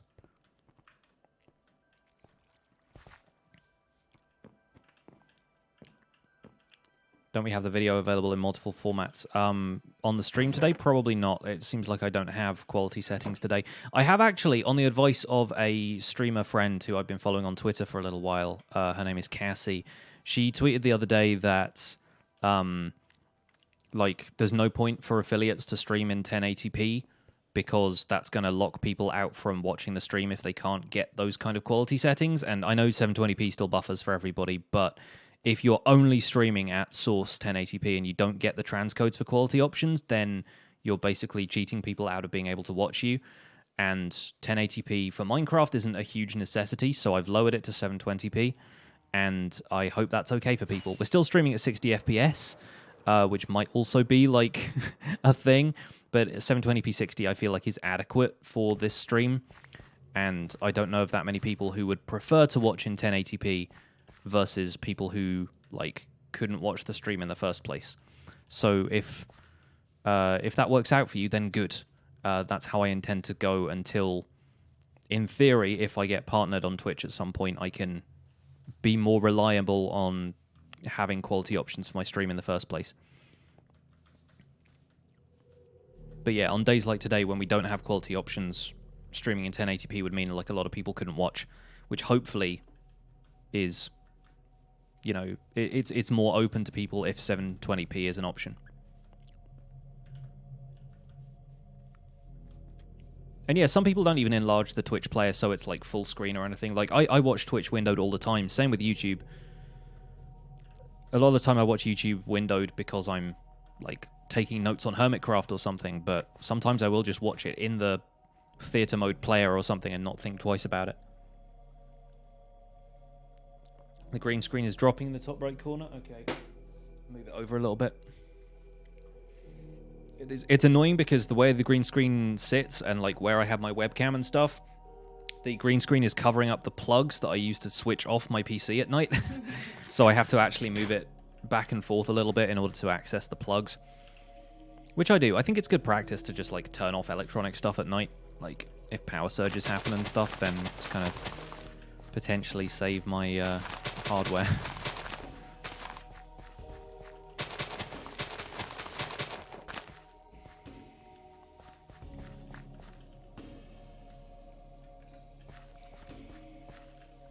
Watching it on a 1080p TV a few feet away, it still looks great. Well, that's good. That was my one concern when, like, bringing it back down to 720p was if anybody, like, watches this on a TV, which I imagine is fairly few people. I'm pretty sure the majority of viewers are on, like, laptops or mobiles or whatever, but it's good to know that the stream still looks good. The bitrate is still the same. I'm still streaming at, like, 4,000 kbps for anybody who cares. How do I manage to stay on one world for so long and not get bored? I have a progression in mind for this series, really. I mean, part of it is just, like I said before, making YouTube content, but in terms of, like, the technology that I want to bring to this world and build projects and stuff, I have so much stuff I still want to do. Like, I've only just started making stuff with slime block flying machines. That's the subject of tomorrow's video, and that's what's going to be the next kind of set of farms that I'm going to build. I'm going to do a blaze farm that sweeps them using a slime block flying machine, and then we can potentially use that in other farms in future. Cue everybody saying, why don't you use the AI pathfinding blaze farm that Nembon designed? Because I don't want to, alright? Shut up.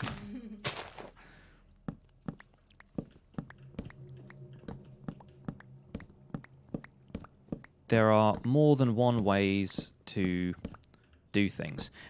I need a decent alternative phrase to that, like, you know, the whole "there's more than one way to skin a cat" thing, because who does that? Like, freaking taxidermists watching my stream, excuse you, but like I don't know who like what how did that phrase originate, for a start? I'm not sure I want to know, but I'm confused. And secondly, like, is there a decent alternative to that that does not involve, like, sounding like we're skinning animals? Ron says more than one way to cook an egg. More than one way to cook an egg. There we go, okay. Except in Minecraft, there's not. I want one that applies to Minecraft, if possible. You know, you could just ask me to pass those instead of, like, reaching all the way over my keyboard. No. There's more than one way to roam. Interesting. How old am I? I'm 31. I'm going to be 32 at the... I was going to say at the end of this year, but technically yes, but middle of the year is when I turn 32. More than one way to farm blaze. Exactly. I mean, that's a very on-point example. More than one way to chop a tree. I suppose so, yeah. There's more than one way to breed villagers. Not if you're frilly off. There's only one way to rock. Oh, there's still some wood in there. I see you, villain. There's one up there as well.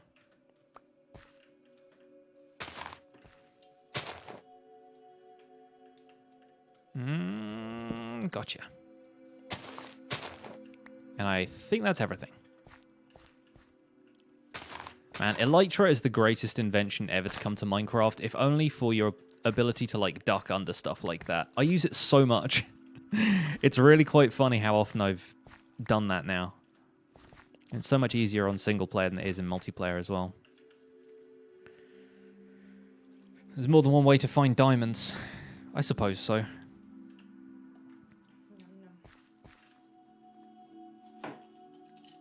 There's more than one block that'll grow sugarcane. I like these. We need, you know, like full deckisms, where it's like, you know, he's not playing with a full deck, or he's too cards short of a full house or whatever. Like, I think one of those. There's one of those that you can apply to Minecraft where you're like a couple of blocks short of a full stack or something, you know? Yeah. I like those. I like the idea of Minecraft having its own kind of phraseology, because some of the stuff that exists in Minecraft's world doesn't exist in ours and vice versa.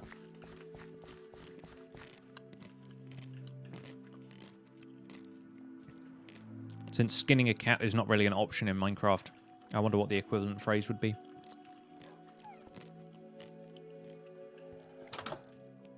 Couple of doors short of a village. I like that. That's good.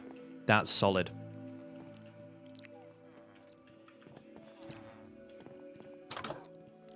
There's more than one way to make a bunch of cubes look round. Ask Mumbo about that one.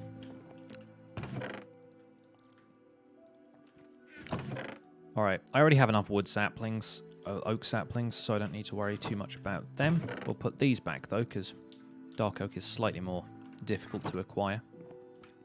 A couple of ingots short of an anvil. I'm always a couple of ingots short of an anvil.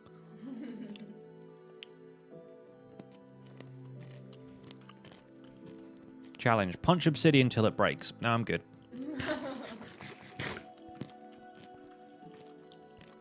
This is a resource farming stream, not a resource destroying stream, thank you.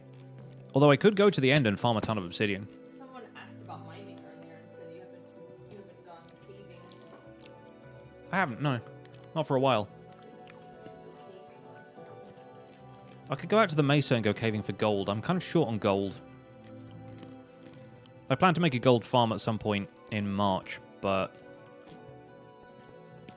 like, I'm not going to do that on stream because I haven't introduced the concept in a video, so I kind of think going caving, getting some gold ore might be a good idea, actually.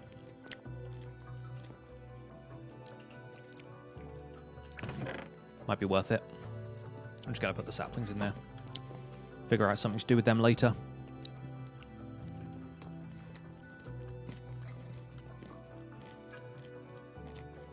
A sandwich short of a picnic. Yeah, exactly. That's the kind of thing I'm thinking of.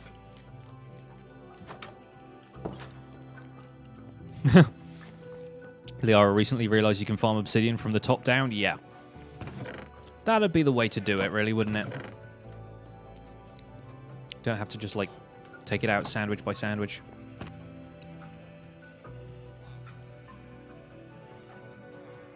All right. Good. Could I make this a world so you can download it and play along with me? It is a world already, in a way. But I do plan on publishing a world download at some point. I don't know exactly when, but part of me wants to make it when I finish Founders Forge, but I don't know when that's going to be. So I am unsure about that. But, yeah, at some point a world download will happen. I can more or less guarantee that. Anyway, let's go to the Mesa and let's go caving. I might bring an ender chest with me before I do that, though, thinking about it. Because I will need things like additional fireworks. Let's bring a bed as well. Let's bring an ender chest and a bed.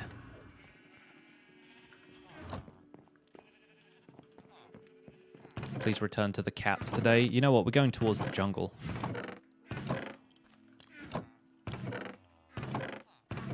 But I don't really want to do anything with the cats yet. Extra shulkers. I've got a lot of them.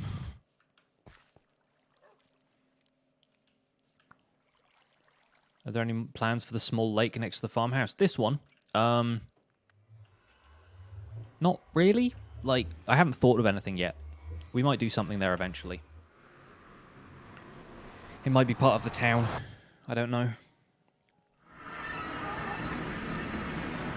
Did I see Tango's new furnace design? I haven't watched any of Tango's videos because I don't watch him for the Hermitcraft recap, so I am aware of it. I caught a little bit of his stream when he was building it, but I've not seen it kind of finished.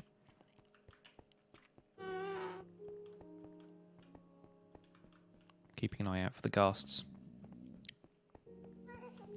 Lil Phil, hello. You're new to my YouTube channel and honestly loving it so much, finding it very helpful in terms of farms and tips. My friends say I'm already very good at Minecraft, but it definitely doesn't hurt to learn more. Continue being you. Thank you, I will. You continue being yourself also. I feel like being the persons we say we are is probably a good idea. Stop that, you! Seriously, come on now. Play baseball.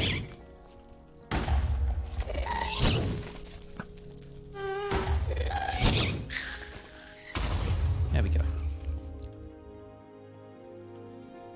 Frame rate is good today. Yeah, I know. I think my ISP did a bit of work on the line and it's now running a lot more smoothly. Either that or I just needed to reset the router because I did that the other day and now it's great. But I did that after we had a short internet outage. I also don't have any food. I have like 2 cooked cod on me. So maybe I shouldn't have put those apples away after all. The ghast death noise is so satisfying, right? Manny, hello.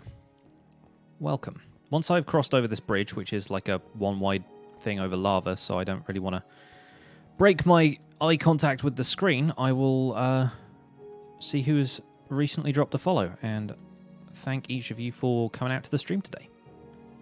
There we go.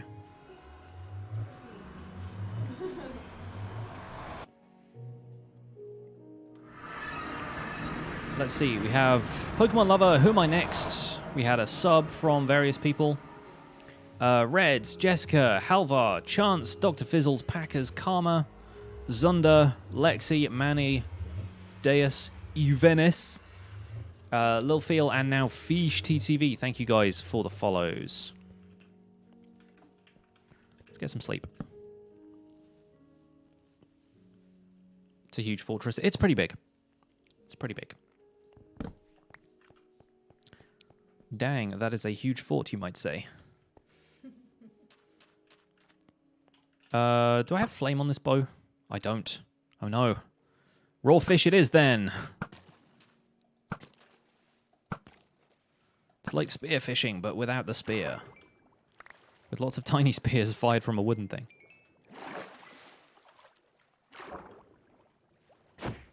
Be really funny if you could loot salmon and get 2 salmon.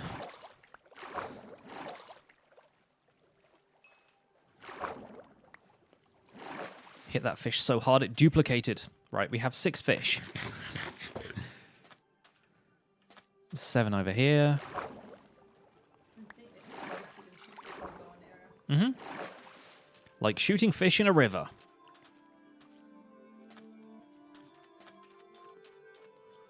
This would have been another place, another potentially good place to put a squid farm if there wasn't an ocean over there.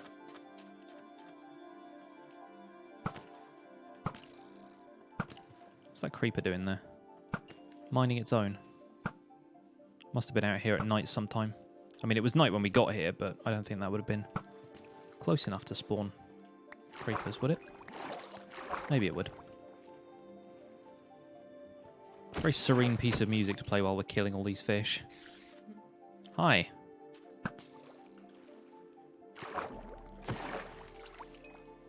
Don't have food in my ender chest. Probably somewhere, but I can't be bothered to look through all the shulker boxes. There's like 20 of them in there. Probably more like 25. I feel like I rarely scavenge food in this game, but it's always an option, so why not?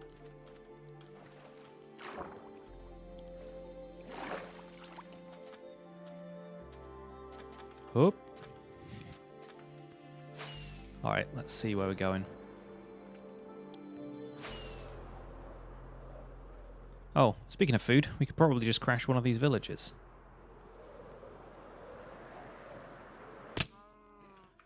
That'll do. Said we were going to crash, didn't I? What are these? Probably carrots. What are those? Potatoes. Of course they are. Things I need to cook. Well, fine. We'll cook stuff.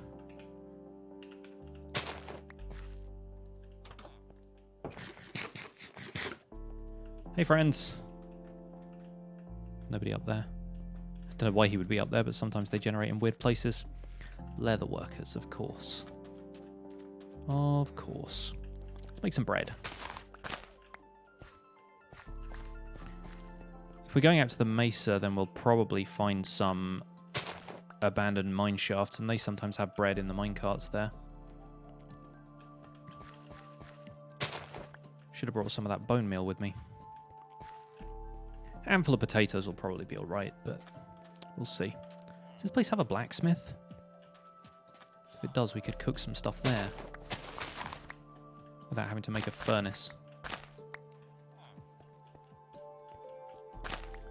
See you in a bit, Liara. Stuck the landing, 9.2. Always rob villagers of their bookshelves. I did that until I found a stronghold. At which point I had all the books I could ever want.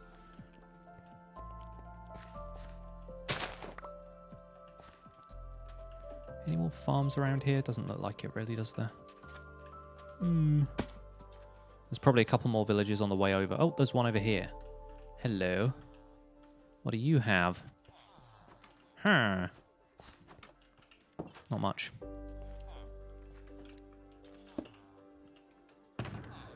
Yeah, what do we have in here? Do I have any, like, bone blocks or anything? I mean, this is the redstone box. It's probably not going to have that stuff in, but you never know.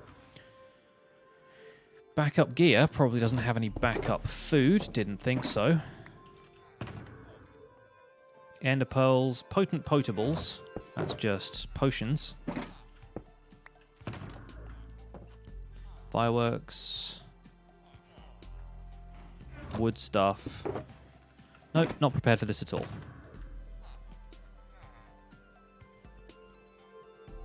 Want to have some ink? Squid ink pasta.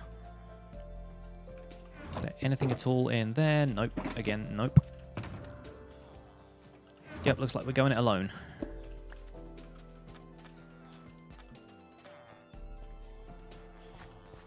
There's some cows nearby. We'll loot some steak from these guys. Have a variety of food to bring with us. And these will just respawn at some point.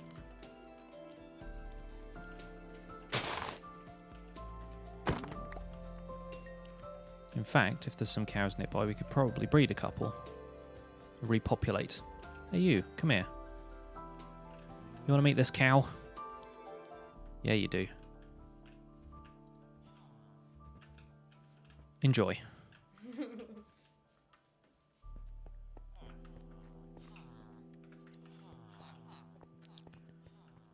And I guess we should probably bring some wood with us as well.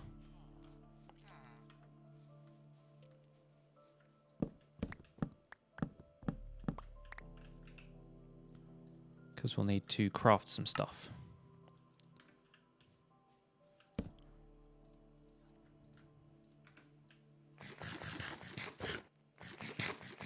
There we go.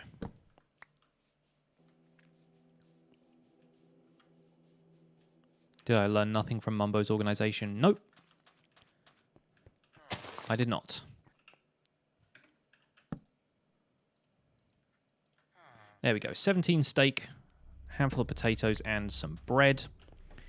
We'll be fine. Hey, you. Have these seeds. Enjoy those. Pixelriff's out. Anyway, where were we going? Mesa. That's the one. Who's in the background giggling? That would be my wife. That's the story of my life. in the background giggling. The Mrs. Riff story. This place has a blacksmith. I will cook my food. I will have my food and eat it too. Is there also... Okay, just armor. No apples or fanciful things. Of course, there's like 17 steak, so I can't just evenly cook it with 2 pieces of coal. Can non-brown coat villagers pick up seeds? No. Just felt like giving that nitwit something to do. Maybe he'll get a job.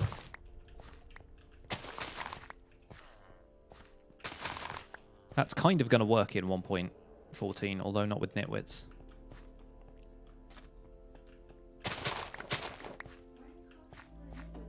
That's literally what they're called. Yeah.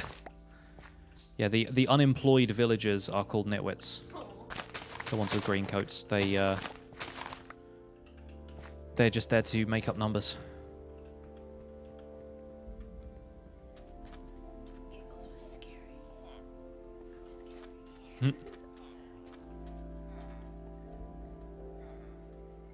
Hey man, do you mind if I use your ovens? Boop. Okay. That is plenty of food. We will be fine. Any insight on 1.14 comes out? I don't know. I have no more information than you do. Seeds for the fire.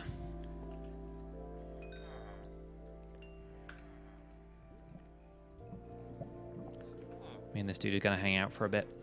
So, how's the weather? I mean, you live in a desert, so probably pretty good, right? Any hair care tips to share? What have you got? Armorer. I'll trade with you. Sure, why not? Don't need all this coal anyway.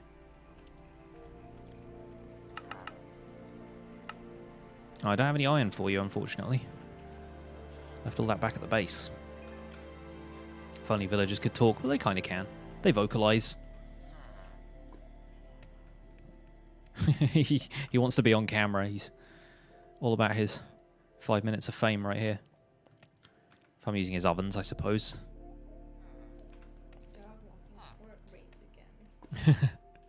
No worries, Crystal Alpaca. Enjoy the walk. Nice to see the sun's coming out a little bit here. It was really coming down earlier. It was.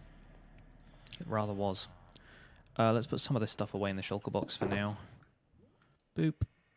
And I guess we could cook the salmon as well, but it's less vital now we have steak and potatoes. Let's make some torches as well. We'll need torches. Blacksmith's just getting a tan in front of the lava. Let's burn this crafting table as well. Heresy.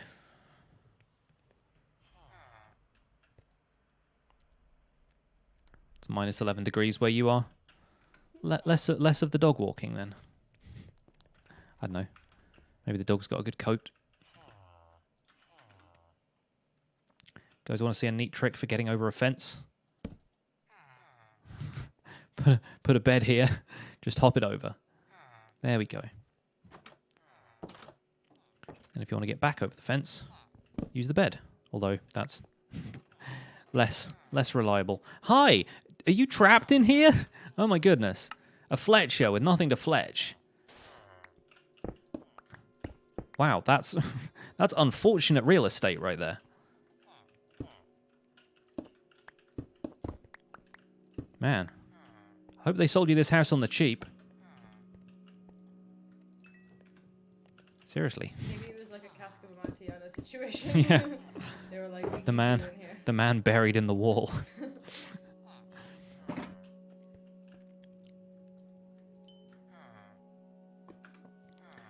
This is turning into a real meal. I know, right? We're getting our 5 a day. Our 5 potatoes a day, anyway. Steak and potato sandwich. Just imagine it being like pulled pork on a baked potato. That's what you got there.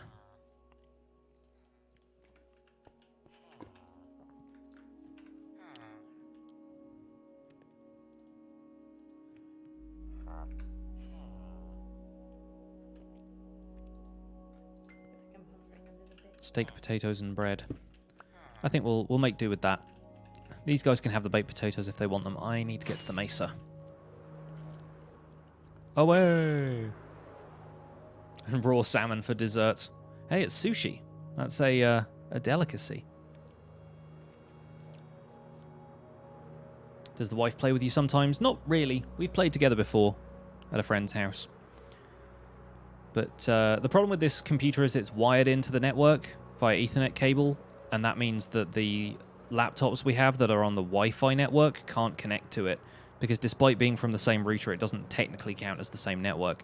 So, yeah, we've talked about maybe doing like a LAN game of Minecraft at some point, but it's not possible unless either we could wire in my laptop, which it doesn't have a Ethernet port on it, so we'd have to get an adapter for it, or put a Wi-Fi card in my PC, which it does not currently have.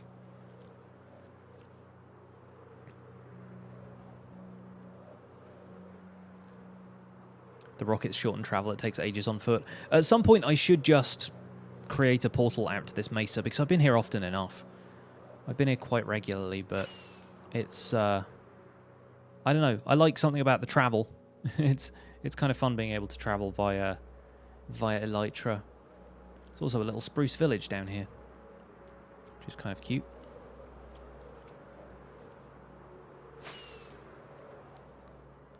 And as we drift over here, the Mesa should come into view.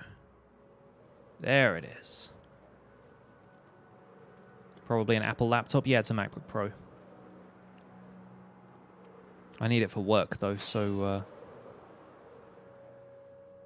it is my primary laptop. And the PC does everything else I want it to, so not really much of a need for me to get a PC laptop other than if we wanted to play Minecraft. So here's a mine shaft, as they are relatively common in mesas. Hello. At least you're not a cave spider. Looks like I've been down here before with all the torches, but chances are this will lead out into a cave that's got gold in it. MacBook Pro means Dongletown. Dongletown sounds like a series that would probably be on HBO. May as well grab some of the coal and stuff while we're here. Because I guess coal blocks might be fun sometime. Just in case we need to smelt any more food. Should also have brought some shears for the cobwebs. Because cobwebs are fun to have. All those delicious Minecraft rails. Minecart rails. Does anybody else have real problems writing minecart? And you just end up typing Minecraft instead? You end up talking about, like, traveling in a Minecraft. I do that a lot. It's a nice, easy mistake to make if you play a lot of this game. Okay, this looks like a place I haven't been before. You can tell from the fact that it's a dead end. Delicious Minecraft rails, yeah.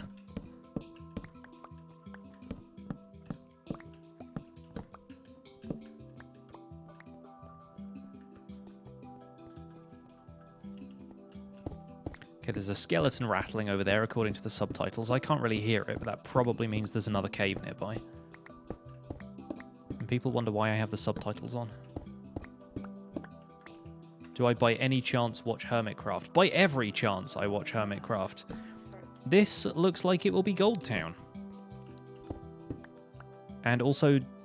Actually, no, not too bad. I was going to say Death Town and look down at some lava, but the lava is only down there and it seems to be pretty well contained. Thanks, water. So I think we should be all right here.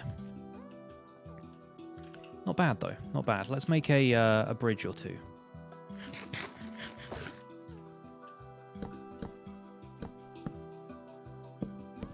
But yeah, watch a lot of Hermitcraft, it turns out.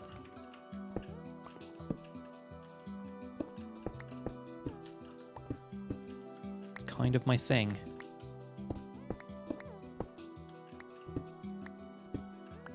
Minecraft, Starcraft, Warcraft. It's all about the craft.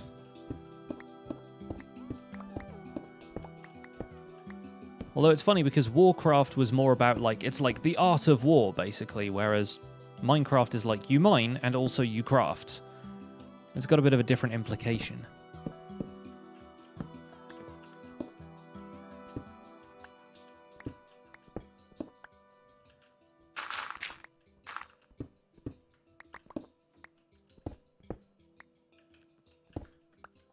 So much gold in here, though. This is excellent news.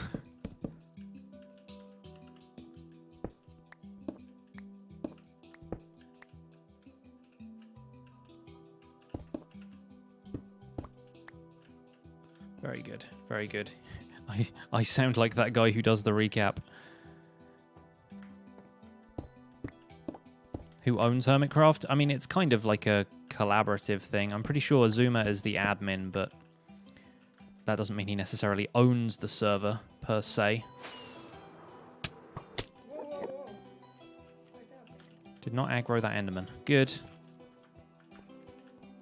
I fell into the ravine by mistake and tried to firework my way out of it. It did not go well, but that's fine. Wow, this is the cave with all the monsters in it. Also all the gold, apparently. Prospectors. That one did a little twirl before he died. Dancing creepers, my favourite. That sounds like a Minecraft slang term, doesn't it? It's like when people say, like, jump in Jehoshaphat or whatever. Who says that? I don't know. People from the 40s. Yeah, I was gonna say, like, what cartoon characters used to say that? I don't know. It's like, Daffy Duck? I'm pretty sure, yeah, it's one of the, like, Yosemite Sam type of era of characters. Yeah. One of those Hanna-Barbera cartoons. Dancing creepers. Should make a gold farm as well. That would be a good video. Thanks for the idea. You are not the first person to suggest that, but I appreciate it nonetheless. I will make a gold farm tutorial eventually. Not right now. Why would I when there's so much gold here? And a little bit of iron as well. I don't plan on, like, actually smelting any of the iron, but it's going to be nice to have some iron ore for decorating stuff eventually.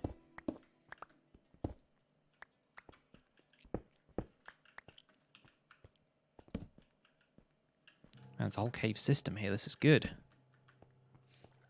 I'll go back to the ravine eventually, but it's kind of difficult to navigate those sometimes.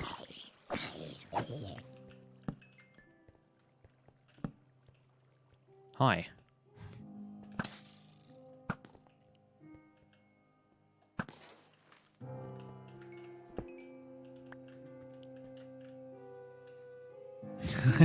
he was gonna spot me eventually.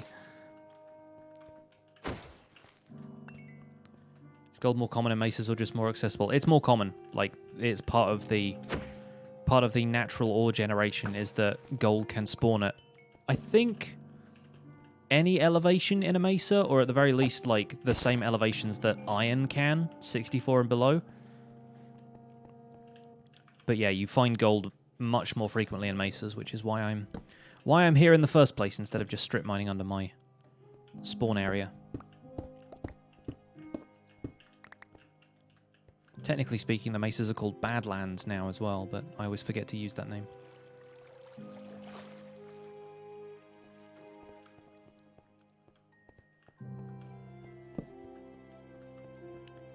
Anything down here? Oh, more caves. Man, this is a good cave system. This goes on for ages. Oh, record farm, anyone?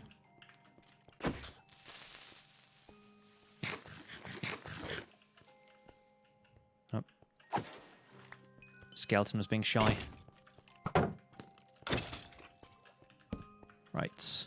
Some lapis in the wall over there. Any more gold, though?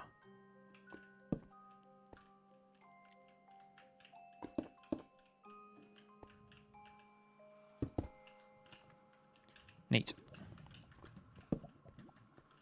Mostly going to go through and light some of this up. Great. Now we'll get the gold.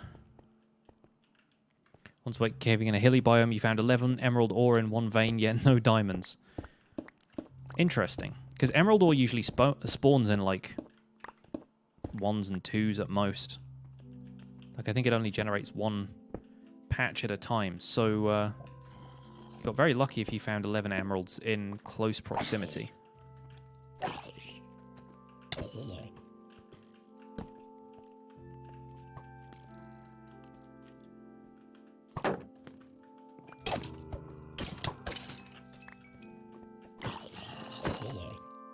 Hello.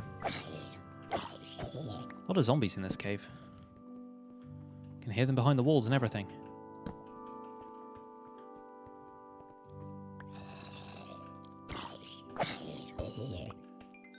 Always missed some ore logic in Minecraft that you can find veins of ore under the ground.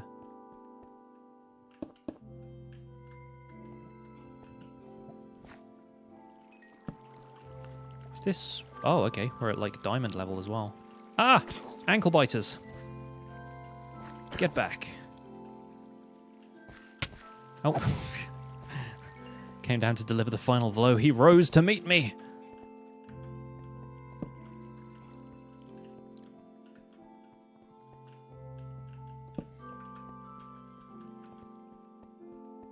Alright, let's get this lapis. Bring some of that home. The other blue shiny rock.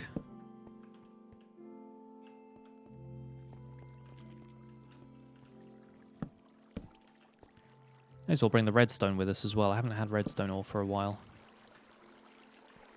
My ankles are irresistible. You have not seen my ankles.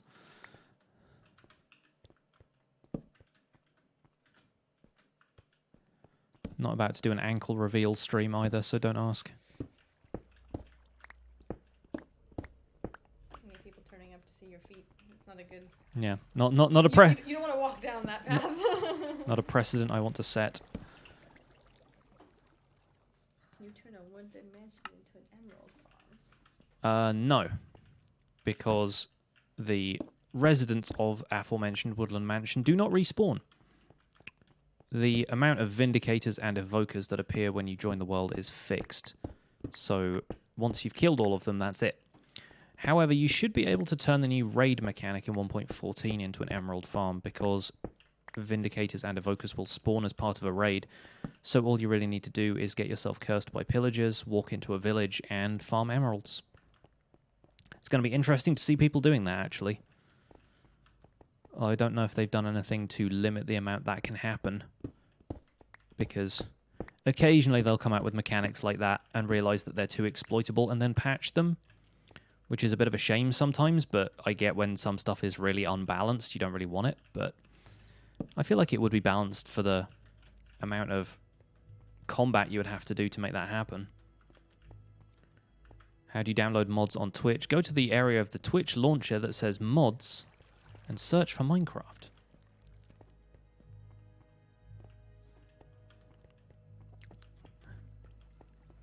Dr. Summer, good afternoon. Woodland Mansion was about 13k blocks away from your house. Yeah, they tend to spawn a good distance away.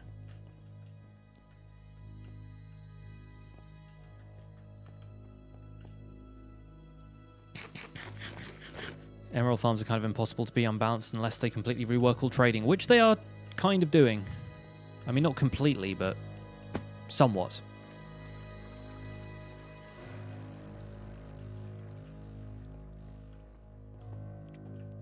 This way. The music is ominous. It's the nether music.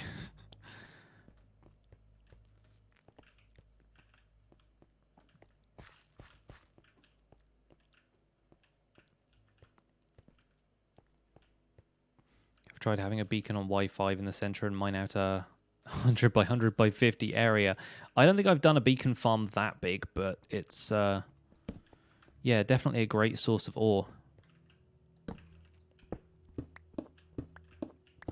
I have not had to use diamonds in this world for the longest time though, because I'm very careful with my tools and I have a couple of really good XP farms, plus a villager with mending. So I've not really had to worry too much about like needing to use diamonds for anything. In fact, the only things that I think I would need to use diamonds for at this stage, if I was very careful, are jukeboxes and fireworks.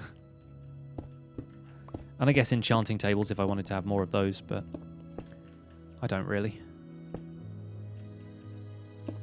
Skeleton's going to shoot me off this platform any minute.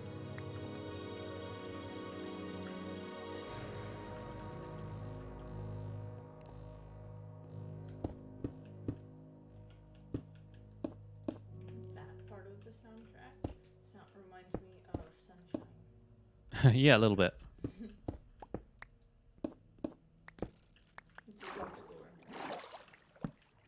Little water cave. Aha, some gold. Because I haven't got any right now. I keep making powered rails, and a lot of the time I just use up the gold for rails.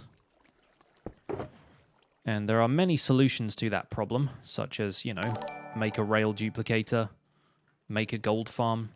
All of that stuff I intend to get to, but for now, and because we're streaming, I felt like going in caving. And somebody asked if I could go caving, so here we are, mining gold. I don't do a whole lot of caving anymore in the survival guide, in the survival guide world anyway. I don't do a lot of talking anymore because it becomes difficult after a while. But yeah, I don't do a huge amount of caving now because a lot of the resources that I need for from caving are automated, or I have enough of them stored away that I don't need to worry about it. Gold is the exception to that. I need gold. I do not have gold. Title says tree farming. Yeah, we've already done that for like 2 hours. I wanted a break from that. Wanted to go and do something else. Do you want me to change the title for you? You could do that. Chill gold mining. Now, I said building at some point. I'm still not certain if we're going to do any building on this stream, if we're going to be here at the Mesa for a while. Then again, the... Hey. Yeah. Hey, we got the skeletons to fight. Nice. Thank you. Apparently this guy was already aggroed on me, so he didn't care that he was being attacked by his friend. I need some more torches. Oh look, gold. Fancy seeing that here.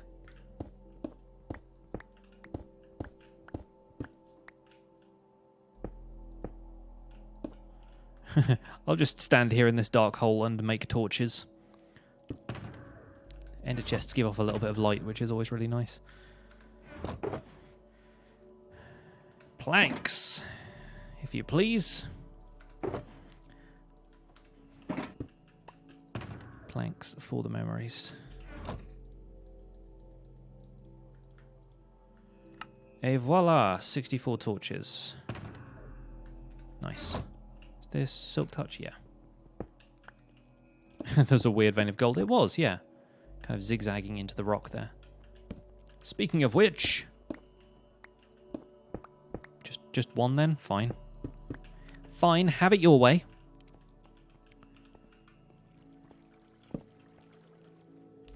Burger King, not a sponsor. Do you mind?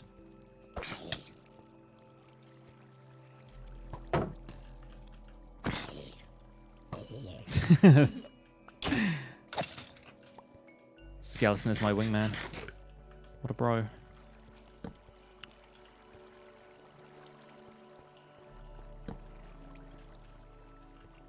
Gonna just do this for safety. I like having the light. I do not like having the lava.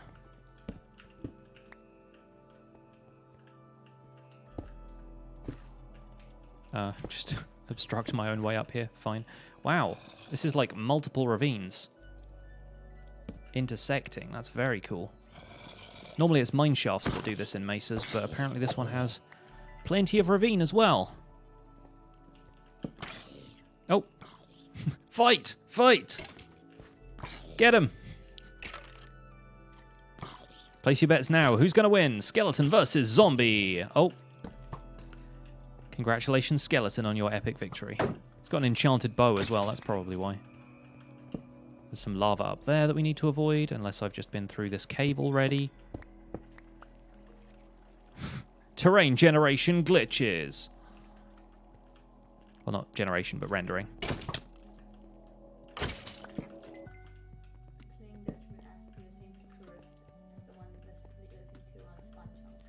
I am that very same Pixel Riffs.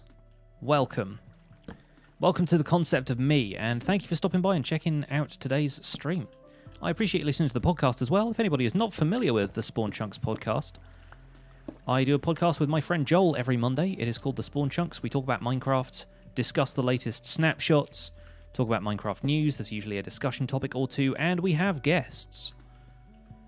Our most recent guest was Logical Geek Boy, who you may be familiar from the YouTube channel of the same name.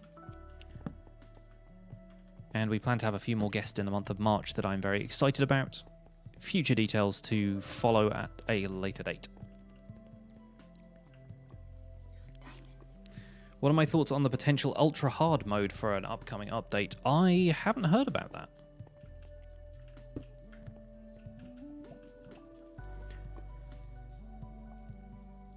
And once the lava goes away, let's see Oh, I think it might be an 8 vein, folks. Secure the perimeter. I want these guys popping out at us. We're trying to mine these precious rocks.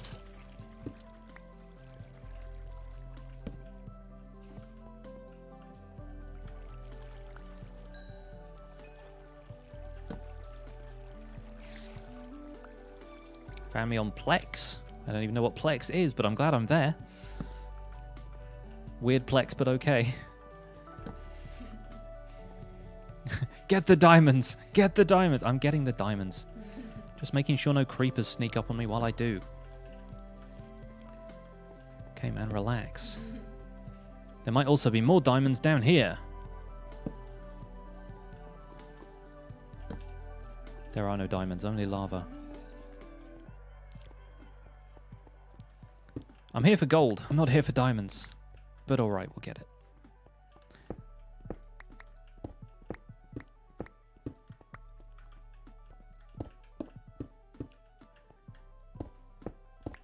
The important thing about getting diamonds is securing the area and making sure that there aren't blocks of lava underneath them. But this is 8 blocks, which is not too bad. Pop them in the ender chests. It is a much chiller stream. Yeah, I mean, when we do the farming, the mining, the caving, there ain't as much excitement going on. But this is essential stuff. Like, I need to go and get some gold for various future projects. So that's our ore shulker box now, I guess. I'm here for stone, not diamonds. Was there anything else I could explore down this way? Other than the occasional puddles of lava? I don't think so.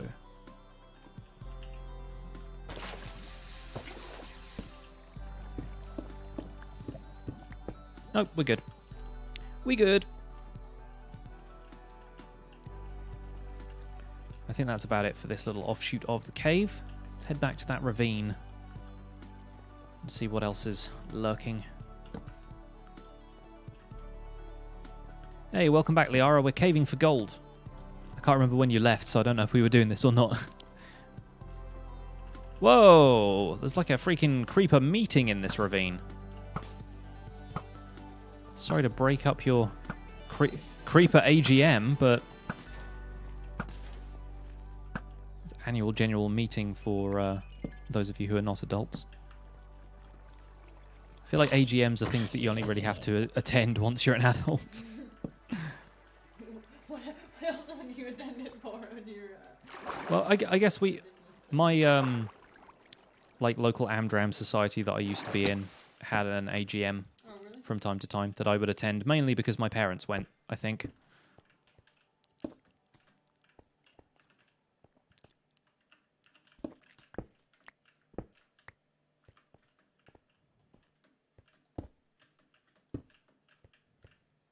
Nothing much else here. There's some gold up there, though.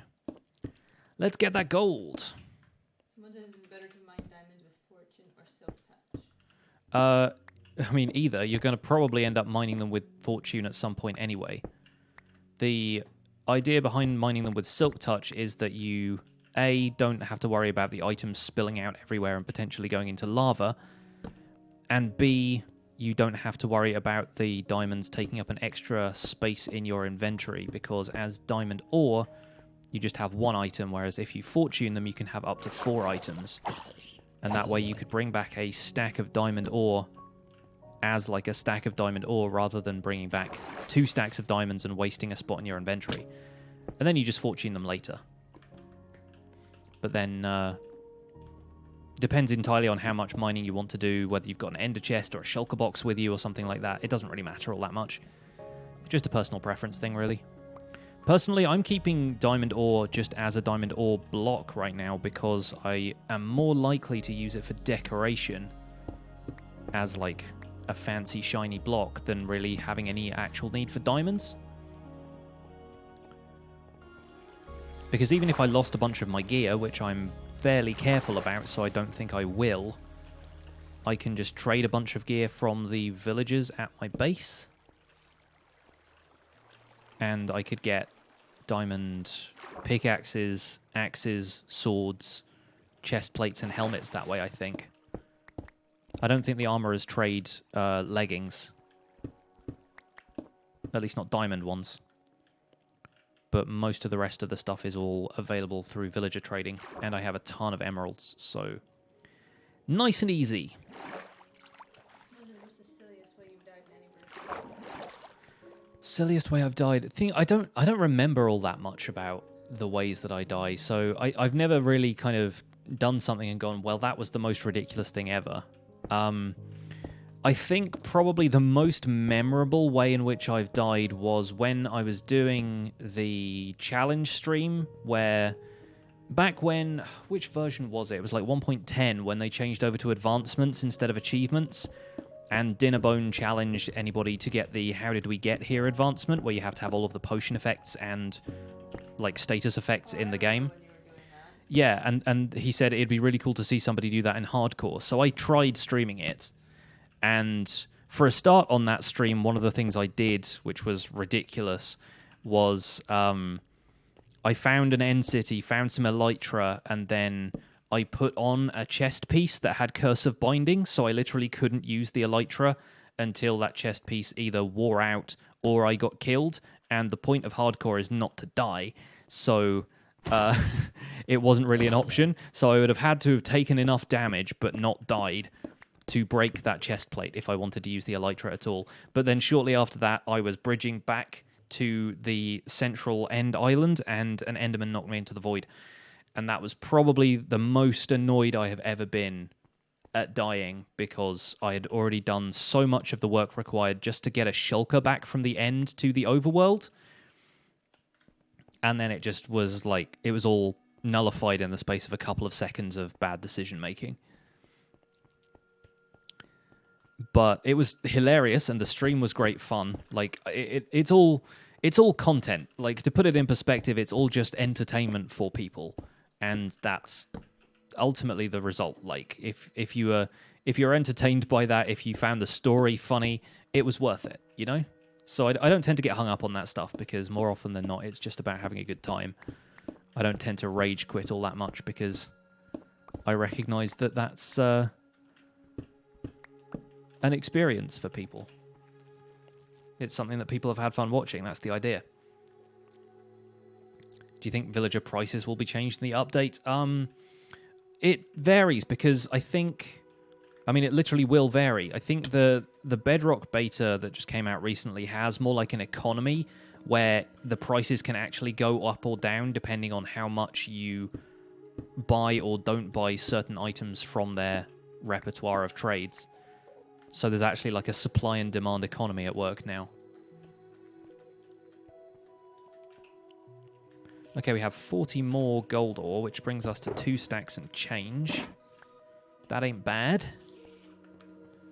I hear spiders, which can only mean one thing in an abandoned mine shaft. Probably cave spiders. But we'll deal with them later if they happen to pop up.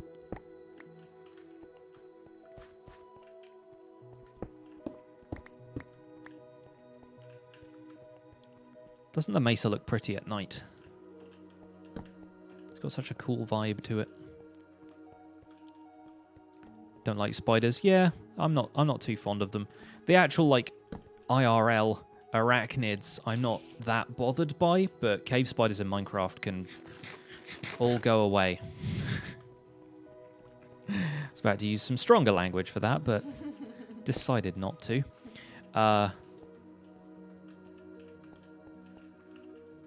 Looks like there might be another little tunnel down here. Although I imagine most of the stuff underneath this is just going to lead me to the same ravine, the same little digging spots. So I might move elsewhere. Would I ever consider doing a speed run for a sub goal or a charity event? Like a speed run of Minecraft? I mean, I would like to be able to do speed runs. I don't think I'm skilled enough for some of the stuff that speed runners do, you know? I've done like random seed go and fight the Ender Dragon challenges before. I did that when 1.9 came out, or maybe when 1.9 was in snapshots, but when the dragon fight changed officially, when it was no longer like randomized pillars and so forth, it was all switched over to more like what the Xbox version had. I did a Dragon Rush speedrun kind of thing then. So I'd do something like that, but I probably wouldn't do it like the way actual speedrunners do it, where you have like splits and all of the stuff is like calculated and you have a personal best that you're trying to beat and stuff. Like that's the kind of thing that would make me very tense.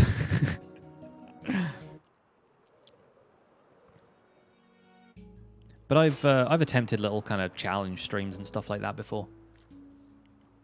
We did the Chubbuck challenge once, where you have that texture pack that's just all of the names of the blocks written on a white background, and none of the textures are actually there. It's just like this would be like, it would say orange terracotta, terracotta, red terracotta, and everything would just be like in, I think it's like Helvetica text on a white background or something like that. I did that once. That was fun. We got as far as the Nether, and we got potion brewing set up and everything.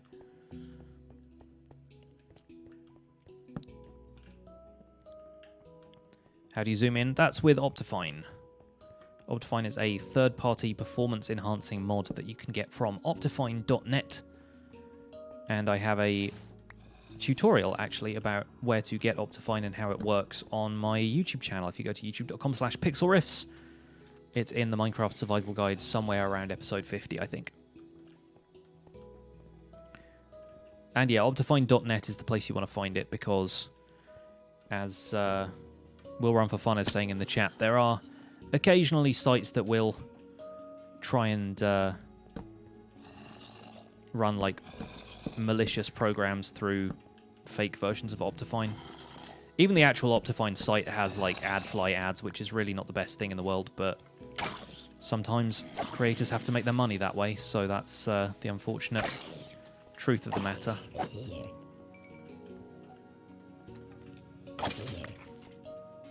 That creeper just wander off? No, it died. Good.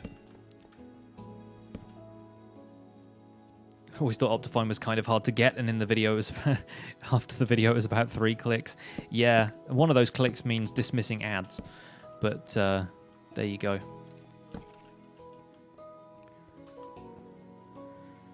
Now, let's put our ear to the ground here, or to the wall, I guess. There's a bat taking off in this direction, so that probably means another ravine, or a cave of sorts.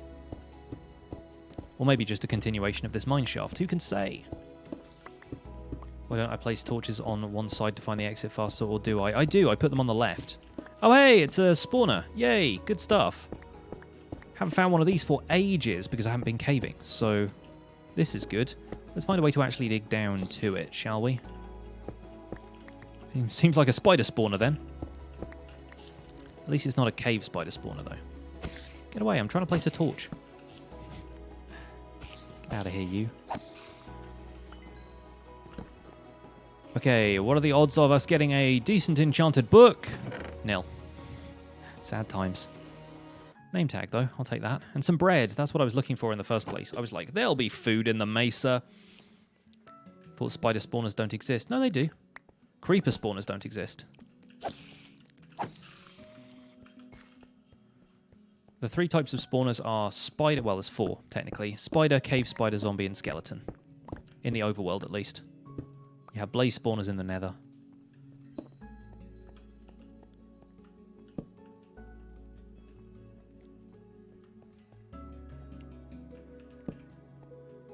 Thought it was only cave spiders, zombies, and skeletons. Yeah, you get spiders too.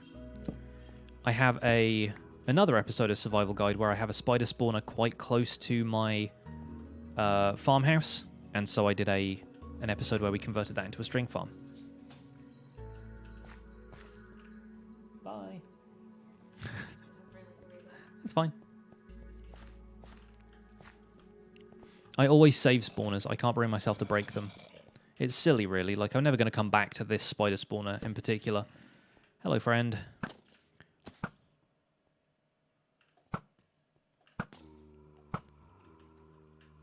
What would I do without an infinity bow, guys, honestly? Oh, you got a friend with you.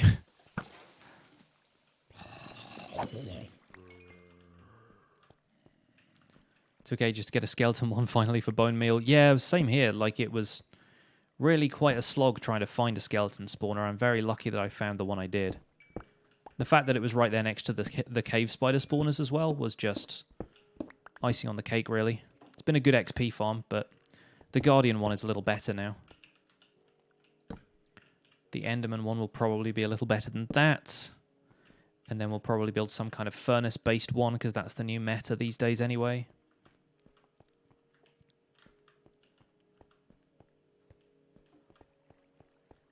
It's so funny how much that stuff changes.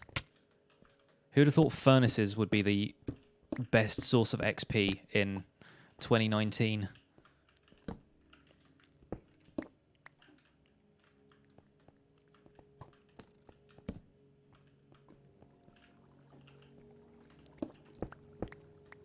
Can't move spawners in vanilla survival. Unfortunately, no. I do get a few questions every now and again on my episodes about spawners saying, like, can't you move them with Silk Touch? Nah. Nah, fam. Even if you could move them, when you break a spawner in a means that, like, allows you to get them, most of the time you just get an empty spawner anyway, and then you have to place a spawn egg in it for it to spawn the stuff you want. Otherwise it just spawns pigs, which is a brilliant default to have. I love the fact that they spawn pigs. It's really funny.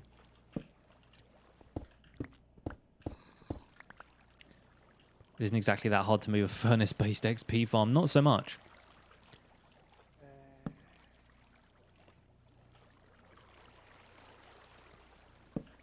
I'm pretty sure at one point Raiseworks had a dragon-based XP farm.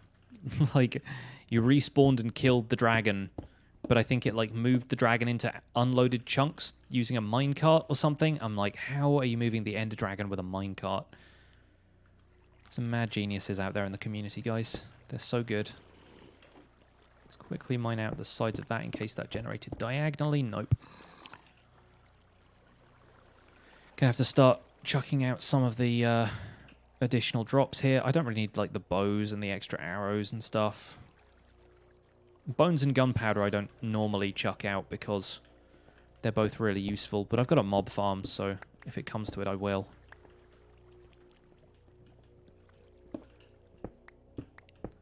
But yeah, I'm still not quite in that post-scarcity mentality of it's okay to throw away stuff.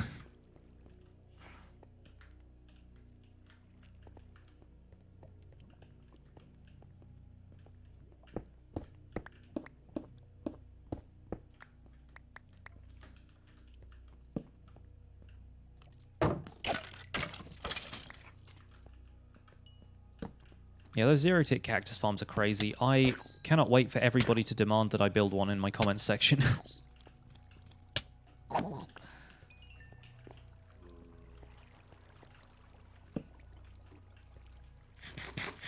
you still put the dragon in a boat? I doubt it, but it'd be funny if you could. Literally just joined Twitch to watch me. Well, thank you so much, Virtual Outburst. I am glad you are here, and I hope you're enjoying today's stream. I am also very glad that we have this much gold now.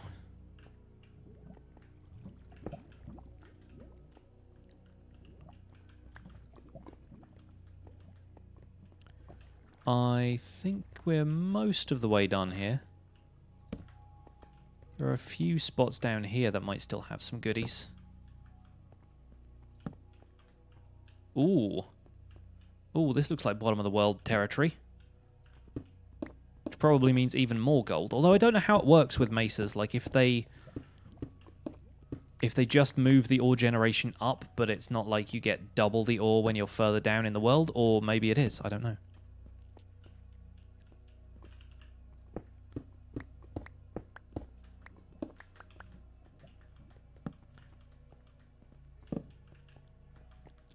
Believe it or not, there are things I don't know about this game. Mesas just have a higher probability for gold in particular.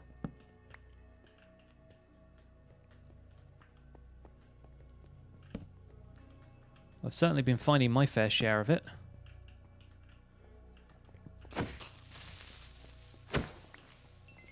I'm shocked. Shocked, I say. The man's a charlatan.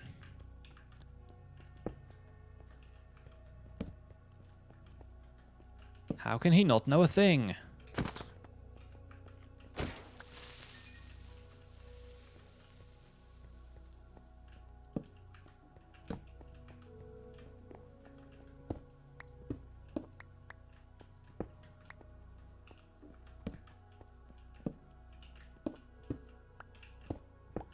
Dang it, diorite. Well, you got to overwrite the gold.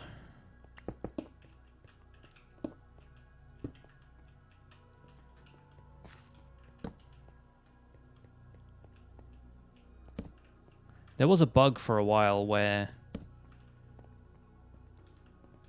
stone or like ore would generate before... Hello? Ore would generate before some of the extra stone types and stuff would, and so you were getting like way less ore further down in the world because it was all just being overwritten by the 1.8 decorative stones. Which, yes, that is where they when they added diorite and andesite and stuff. That was all added in 1.8. The Bountiful update.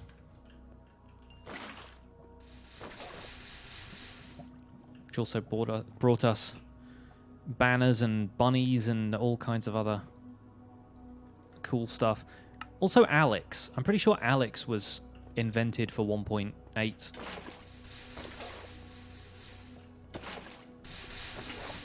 you think deals more damage or breaks more blocks, a plain creeper blast or a TNT blast? I'm pretty sure they are equal unless you're on hard mode, in which case a creeper does more.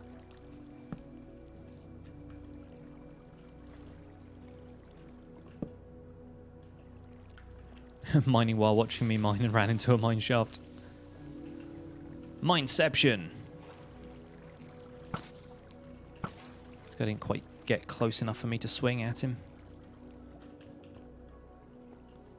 Yeah, I'm sorry if the occasional creeper noises are upsetting anybody who's currently playing in Minecraft while watching today's stream. Don't want to give anybody a heart attack.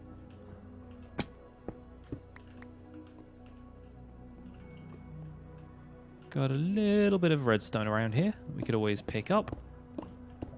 And before there's lava beyond one of those walls and everything just gets burned. This is like a redstone cave right here. I am fine with that. I can use some more of the red stuff. Just something I never thought I'd say. I never thought I'd actually want redstone. Such a builder. Such a builder. Okay, I think I've done enough mining for now. I think I'm beginning to tire of mining. So we should probably make our way back to the surface. Not a bad haul, though. We've got another stack or so of gold. Bit more lapis, bit more redstone. I've got one iron ore block this entire time, because I don't really want the iron.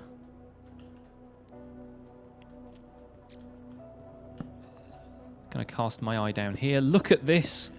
Look at this vein of coal. I think the game wants me to mine some coal, guys. Wow, okay, zombie parade. Hi, fellas. One at a time, please. Gosh. Okay. Adrenaline a little high right now.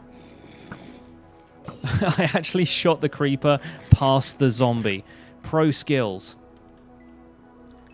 Oh. Alright. Well, that creeper mined some coal for us, so that's all we needed. That was almost a death. Almost.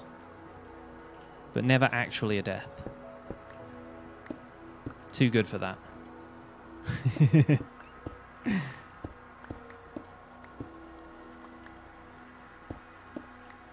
Sometimes they get you. Sometimes they get you. If we'd been playing on hard, that would have been a death. I fully agree that would have been a death. Creeper would have done too much damage to me.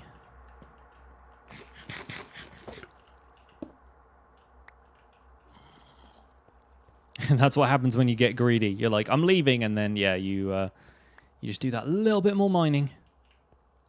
But there's so much gold. I must have it. There is a construction company, or some sort of, like, building company here in the UK called Midas. And we were walking past the site where they were operating the other day, and my wife was like, hey, why are they called Midas? Like, does everybody forget that that was a curse? And the guy starved to death because he couldn't touch anything? Like, he couldn't eat because it would turn into gold? Like, that guy was kind of like a victim of his own hubris. Why is there a company named after that? Which is a good point. I'm like, people remember the gold bit. It's like, everything we touch turns to gold. But then it's like, and that's a bad thing, though.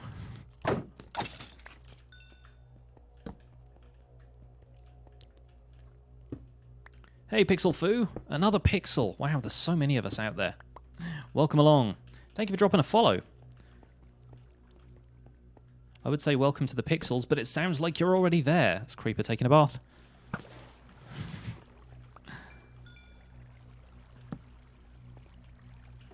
Alright, let's make our way back to wherever we started and call it a day. So much gold, am I in a Mesa? What gave it away? Oh, right, so much gold, you said.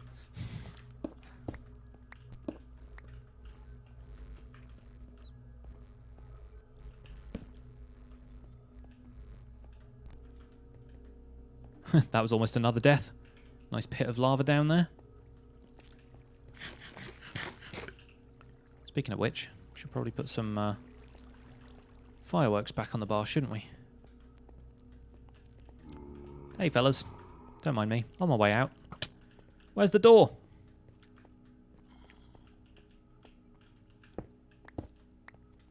Been here before. Whoop. And this way. Pretty sure this is where we came in. Oh, yes, the spawner. I remember now. Ah, yes, I remember it well.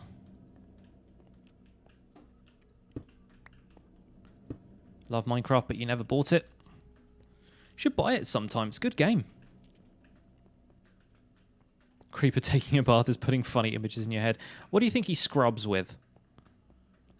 I mean, there are sponges in this game, so can't go wrong with that, I suppose. Cannon sponges, right? Okay. Let's take a final count. 4 stacks and 17 gold. Brilliant. I think that'll last us for a good few episodes. Which way are we headed? Okay, numbers are going down. That's good. Oh, yes. We got the golds. We got the golds. And by the time I run out of that, I'll probably be in the mood to make a gold farm anyway. So it goes. Stick with a sponge on the end.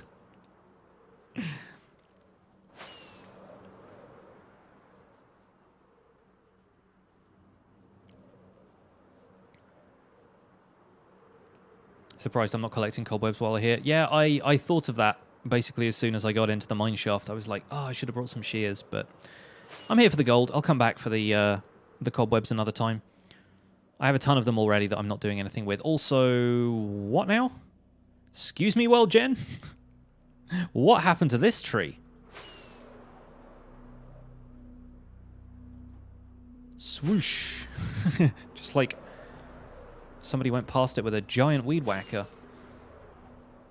People used to say that trees like that were generated by Herobrine. Right? I'm pretty sure that was the deal. Or Yogscast with the Shadow of Israfel thing. There's like a tree with like half the leaves gone. It's a sign.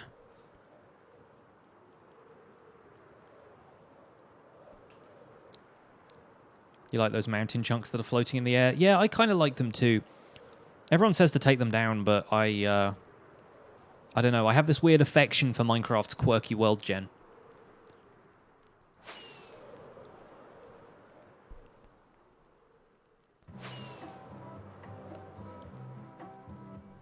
There's a mod that only puts a furnace on a stick and it can be used as normal in your inventory.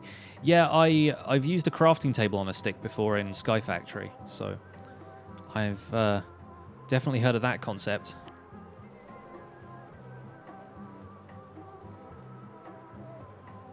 Hey, we could stop over here and pick up those potatoes I was smelting.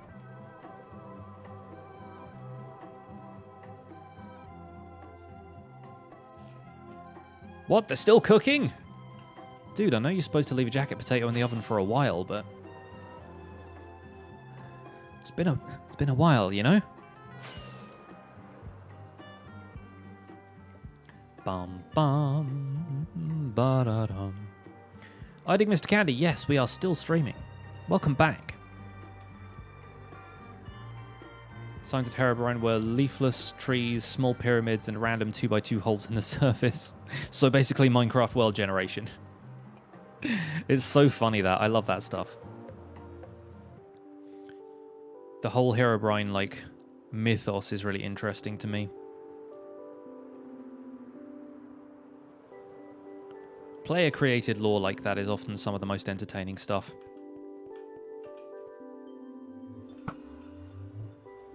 Don't want you following me into the nether. Get out. Why are baked potatoes jacket potatoes in England? Because that's what we call them.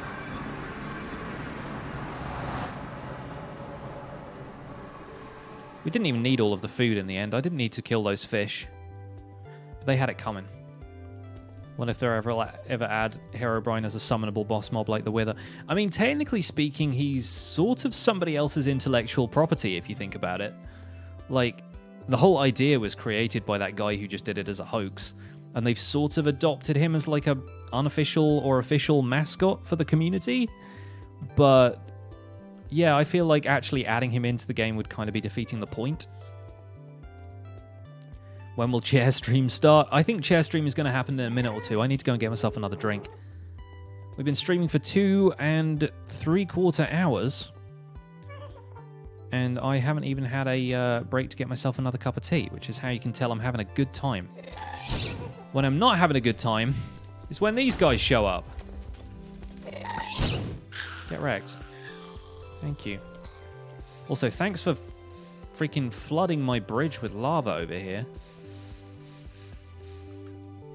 Actual pain in the butt.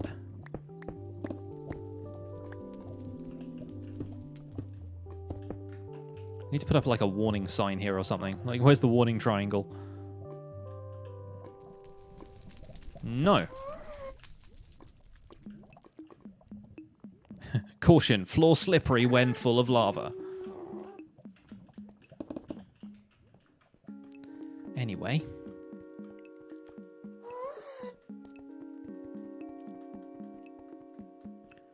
Ba, ba, ba.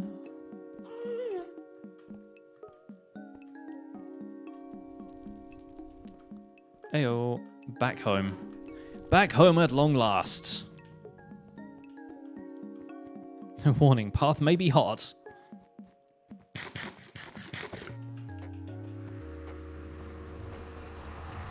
Ba, ba, da, ba, ba. Finally home. Hello, Joel Doggan. Hello, Lime Dog. Hello, Lord Schmitten Warden III. Hello, Mendelssohn. Good night, Mendelssohn. Right, folks, I'm going to take a very short break to go and grab myself probably another cup of tea, maybe a glass of water. We will see. I have yet to decide, but don't go anywhere. We'll be back doing some more Minecraft in just a few minutes' time.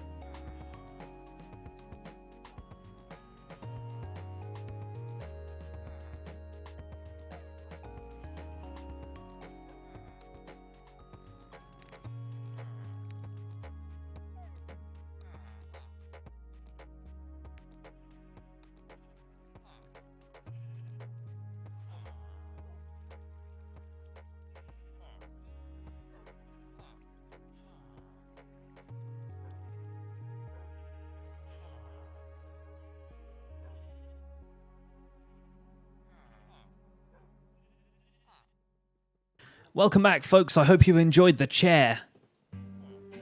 I am here now. Hey, what's up, folks? Love the survival guide vids. Thank you. Thank you, Mr. Moneybags. Thank you for the follow as well. Let's catch up on some follows, shall we? Going back to a little earlier in the event list. We had Salsa, CBR, Chunky Pretzel, Astra, Mad Max War, Sparta Forever, The Laughing Man, Quasier, Galligane, CN Hosted. We have Killer One Nacho, Mr. Universe, Edman, Pixel Fu, Kirori, Virtual Outburst, Sminkle Flap, Aglaron, Itch Plays, and now Mr. Moneybags. Thank you guys all for the follows. Thank you for the support on today's stream. I hope you guys are enjoying. We're going to be here for about another hour before we wrap up, I think. Could I do a Minecraft Pocket Edition survival guide? Sadly, no. The reason for that being that I don't really know the mechanics of the Bedrock edition of the game all that well. And I would probably make some assumptions about what it was possible to do in the game that were incorrect. Basically, the only reason I can make a tutorial series for Java Minecraft is that I've been playing Java Minecraft for 5 years.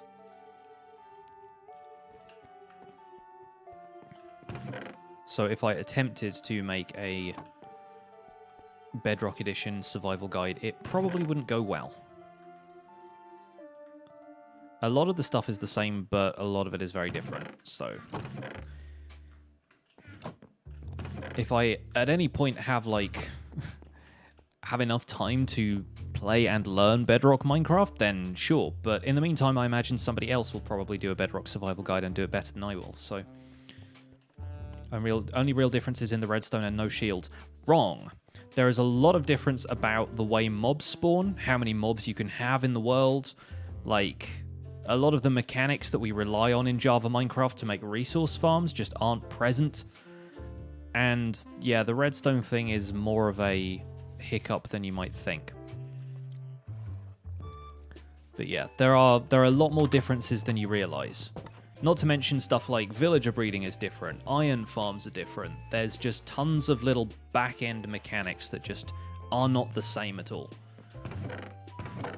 I don't mean to get preachy about it, it's just the fact. Like, a lot of the time, like, I have a bunch of people in the comments on my regular survival guide series asking, does this work in Bedrock? Because they just don't know, and so many things are inconsistent between the two versions that they have to ask constantly.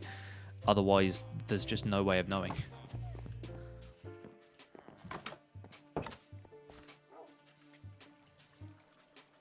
But yeah, if you check out the Truly Bedrock server, there are some great people on there who seem to know the Bedrock mechanics very well. Groover Guy is very good. He's got iron farm designs that work in Bedrock, and pretty lengthy explanations of how they work as well, I seem to recall. Check out Silent Whisperer and Zloy XP as another two who are very good at what they do and kind of know the mechanics. They know the technical side of Minecraft pretty well. All worth taking a look at. Now, this looks like I have no redstone. That's a lie. Lapis in there. Diamond in there. Iron ore in... well, it's one iron ore, but sure. I'll put it in there, I guess. And I think I'll put the rest of that in there, and then we'll just smelt the others. Is the Silda's shader pack the one I use most of the time when I do use one? Yeah, Silda's Vibrant Extreme version 1.166, I think is the one I use. That one. Yeah. I also have Eddie's shaders, which I've never really used on this, like, lately, and then Arcane shaders I sometimes use if I want to mix it up a little bit. What's the IP for the Truly Bedrock server? Don't know, never played on it, and it's also whitelisted, so you probably wouldn't be able to get on even if you had it.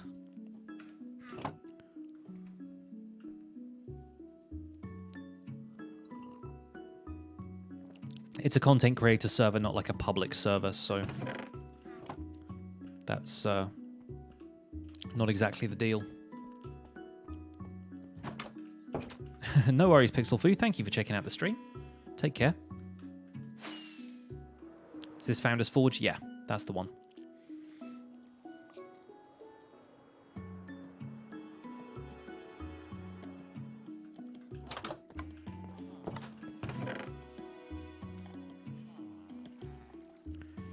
let's get a bit more coal ore fortuned as well, so that we can smelt all of that gold.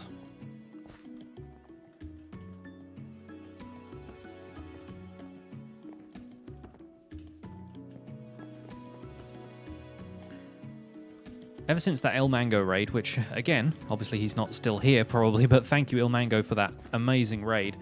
We've had like 140 people here the entire time. This is absolutely mind-blowing support, guys. I want to thank you all for showing up today. I never want to lose sight of how important you guys are to me as, you know, a content creator. I cannot do what I do without an audience, so thank you so much for spending some time with me today. I appreciate each and every one of you. Where did I run across DJ Quads? B-Dubs uses his music a whole bunch, or, you know, used to for a while, and I think still does for whatever he plans to do. But, yeah, B00-100 used a lot of his music for his family vlog and for some stuff in his, like, regular YouTube series. And a few other folks use him as well, but I think most of us found him through B-Dubs.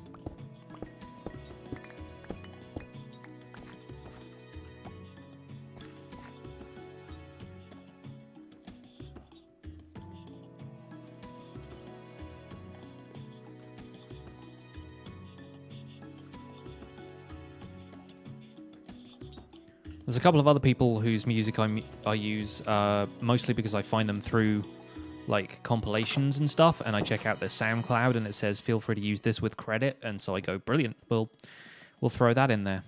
There's also a website called freemusicarchive.org, which has a lot of music that is licensed under Creative Commons attribution that you can use in your videos. Little Glass Men is a really great artist who yeah, has a pretty decent backlog of... That's not coming back. What's happened? Did I break a block over here or something? Maybe. Yeah, Little Glass Men has a really decent backlog of stuff that is very, very good music for time lapses. I used a lot of that in the original Sky Factory time lapses I did. Need to duck under here. What's going on? Hello? Is the redstone block something that it can't rebound off of, or is it just having a weird moment?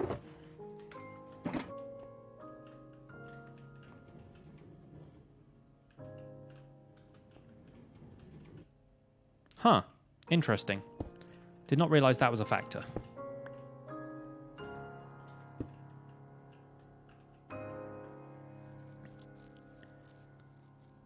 Skyblock series with Zloy, the 8-bit music, was that me? Which 8-bit music?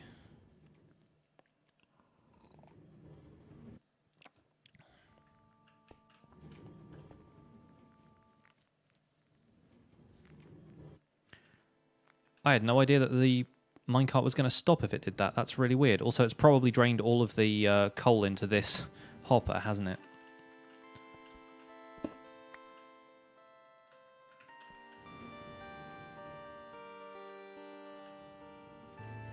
At the start and end. It's not really 8-bit music. If you're talking about the Cobble Clicker series, that's DJ Quads.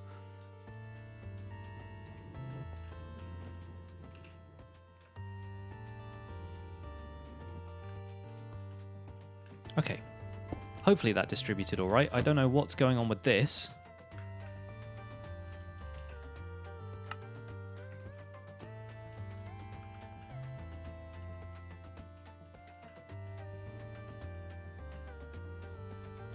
Very confused. Have to look at that another time though when I can troubleshoot it a bit better, but I imagine it's... Maybe it's the fact that there's a rail up there. The minecart's like trying to get onto that rail somehow. It's just behaving oddly, but that's fine. This is not efficient use of the fuel anyway.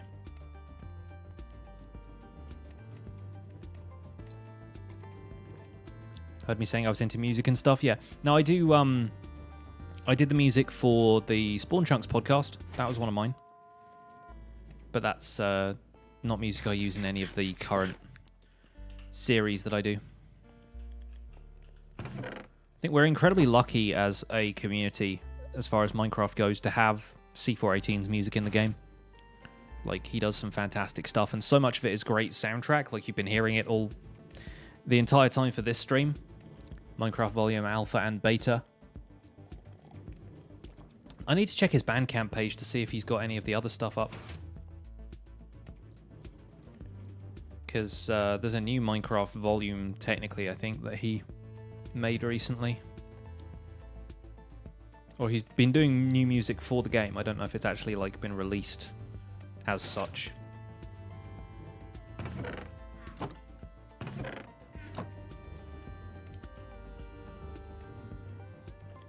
I think that's probably done now, right?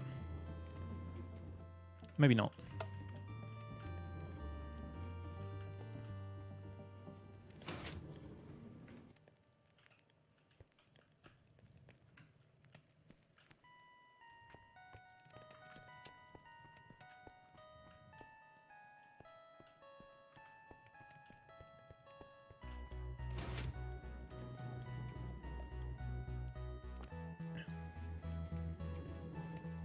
Do you wish that more than the couple of songs that play in survival mode would play? Yeah, I feel like they could use more of it than they do use for survival. I love the music in creative. Like the stuff that's kind of in the middle of Minecraft Volume Beta. The stuff that isn't the Nether music is the music that plays in creative mode, and I think it's all great. Haunt Muskie is probably my favorite. That or Tazwell. I think Tazwell is a really nice one.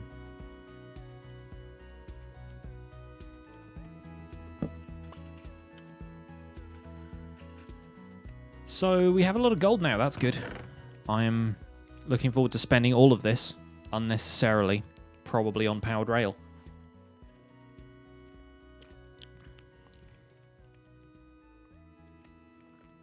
The end has most of the survival music. Yeah, I guess it does, right? It's got like refrains of all of those themes.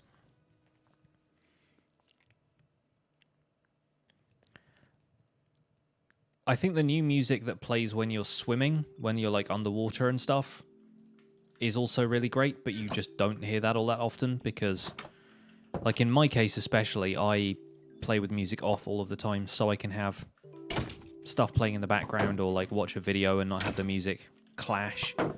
But yeah, there's stuff that plays when you're swimming through a coral reef that's just amazing, but you just don't get to hear it often.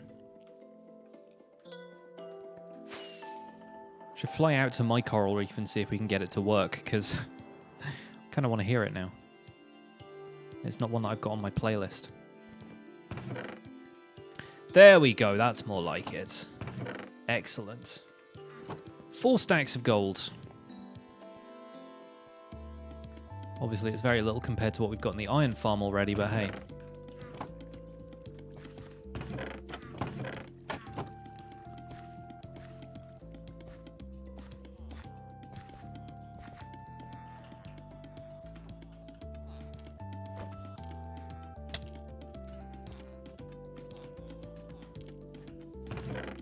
Nice.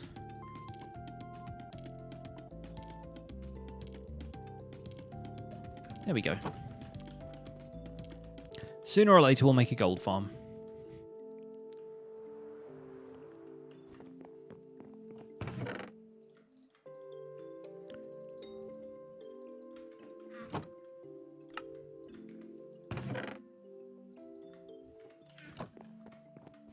Favorite biome grass shade? Any of the really bright ones. Jungle, Mushroom Island.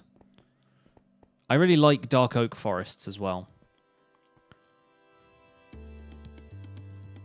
Dark oak forests really give you something different to work with. Am I fairly knowledgeable on commands inside of Minecraft? Not really. Like, I know the basics, but that's it. Like, if you asked me to give an armor stand arms right now, it would take me ages to figure it out. It's the kind of stuff I'm going to do an episode on eventually, but I'm going to research it really heavily first so I know what I'm talking about. But then again, commands aren't super necessary these days because a lot of stuff is done by data packs. Learning to program a data pack is probably a bit more of a valuable skill. All right, one thing I wanted to build, so we're going to do a little bit of building on today's stream, is I want another market stall that's going to be around here.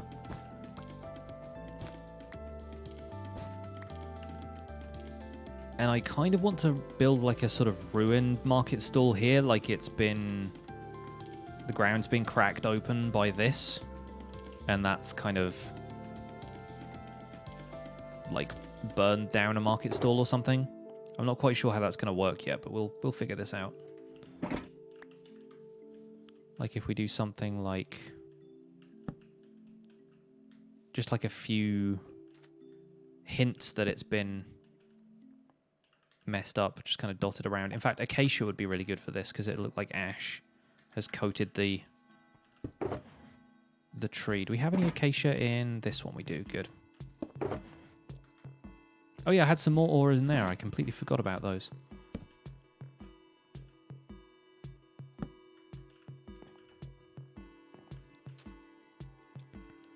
I guess what we could do with that is turn it into acacia log, acacia wood like that, so we get the bark texture on all sides and it looks less like wood. Sort of makes sense.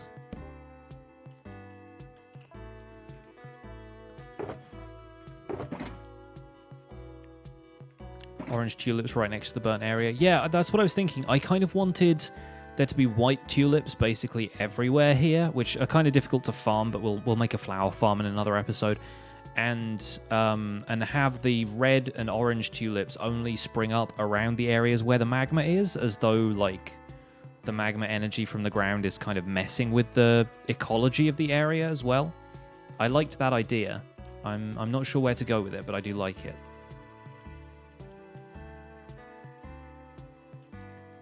Even something as simple as this and maybe a couple of like fences or something wouldn't be too bad.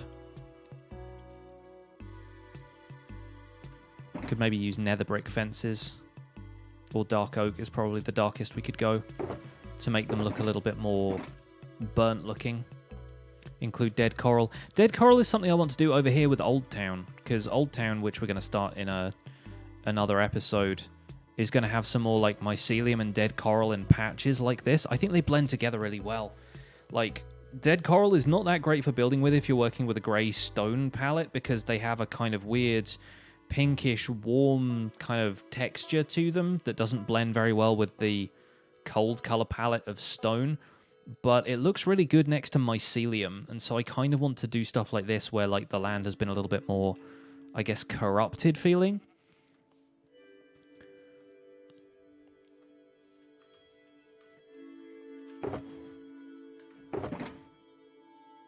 I think the idea is going to be that they're draining the power out of this ravine, and it's going to be kind of like in Final Fantasy VII, where their Midgar is draining the life energy out of the planet, and the rest of the planet is suffering as a result. And while Midgar prospers, everything else is slowly dying. I'm kind of thinking of something like that. I don't know. It might not go that deep, but I like the idea. Who's my favorite hermit? I don't have one. It's like choosing a favorite child. You can't deal with that. I try not to get involved with popularity contests. Besides, I only watch half of them. So I might not even watch somebody who could potentially be my favorite hermit. So I don't always feel qualified to answer that question.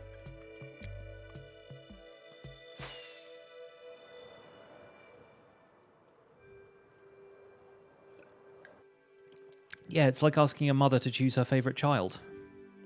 They are all my children. Why do I not have any nether brick in here? Sure, I had some before. Did I just leave a shulker box in here? Yes, I did. Of course I did. As you were.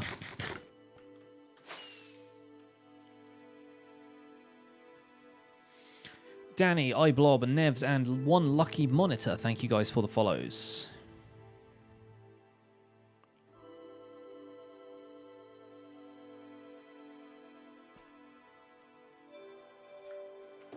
I must be a pro Minecrafter then. What does pro mean to you in the context of Minecraft?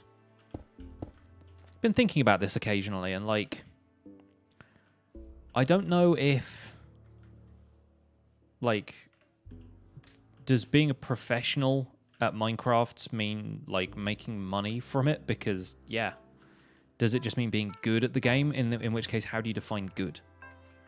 It's a weird area, a strange arena we have entered.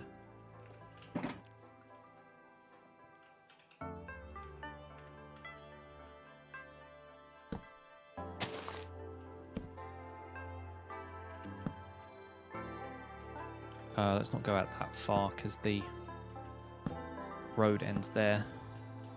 Just go with this for now. This stall has mostly escaped the magma vein kind of popping up here, but I think we will have a little bit of nether brick around there.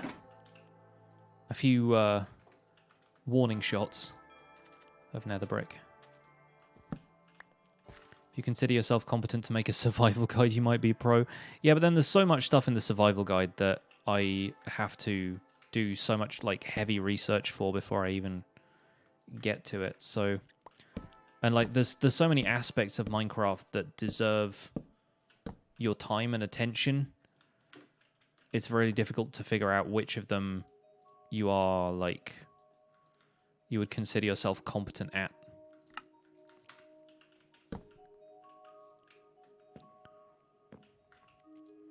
Like, I don't think I'm particularly good with stuff like redstone, as an example. Like, I know enough to get by and can... I've started to be able to puzzle my way through some of it when it comes to the more advanced stuff, but I'm still nowhere approaching the level of talent that a lot of redstone people have. So I wouldn't say I'm a pro at redstone.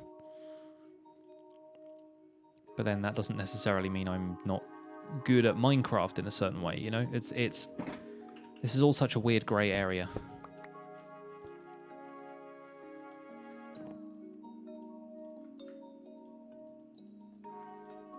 Professional Minecrafter is probably someone who can get to the end game and remain inspired without restarting. Interesting. Hadn't really thought of that as a definition, but I kind of see your point in a way.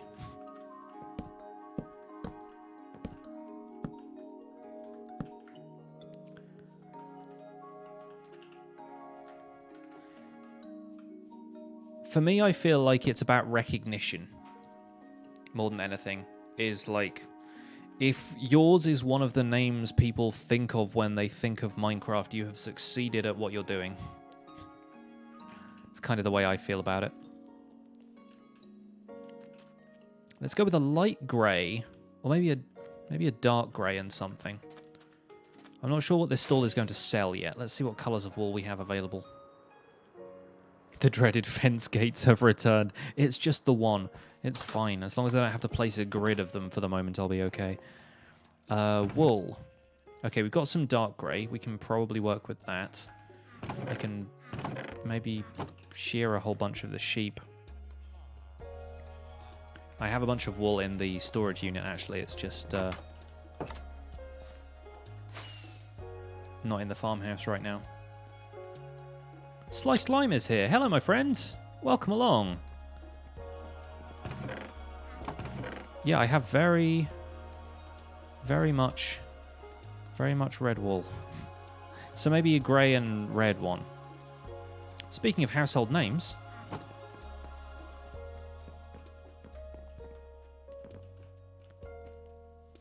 Sounds like an incredibly high bar. It does. It does. Like...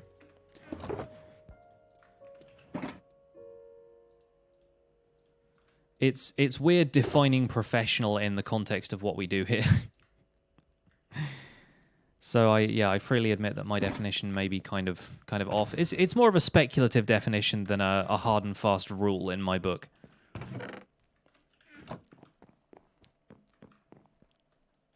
If you consider yourself professional and other people consider you professional, you're a professional.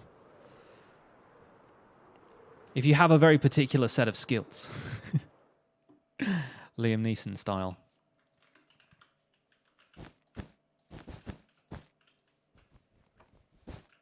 Professional is a person who earns a living by doing something. I guess in broad strokes, yeah. That's how a lot of people would define professional. Middle stripe. And then, wait. Yeah, no, that works. Like so.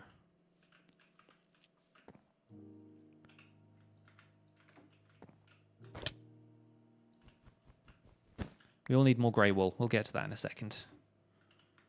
To exactly how we're going to acquire this much grey wool.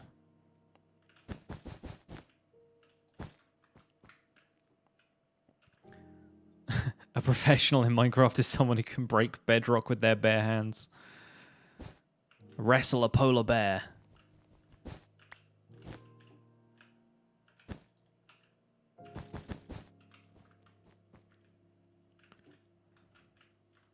Can place 3,000 blocks an hour. Well, no, that doesn't seem like much in the grand scheme of things. Okay, that's a solid color scheme for now. We will we'll get some more grey wool from somewhere. My child Grian just released a video. Sounds like a very religious kind of like, enter my child. Tell me your sins. No, not so much. Yeah, I imagine Grian did release a video. That's kind of what Grian do. That should be enough if we get some grey dye. There we go.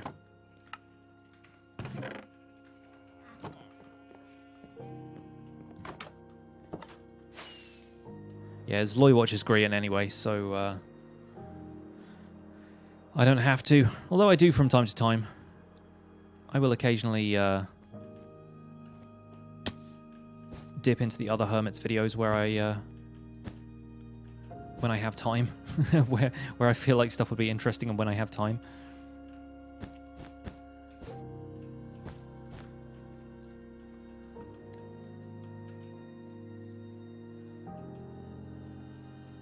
Trying to figure out what this guy's gonna sell. It feels to me like a somewhat like nethery stall with the color scheme, but I don't know. He came back from Norway, yeah.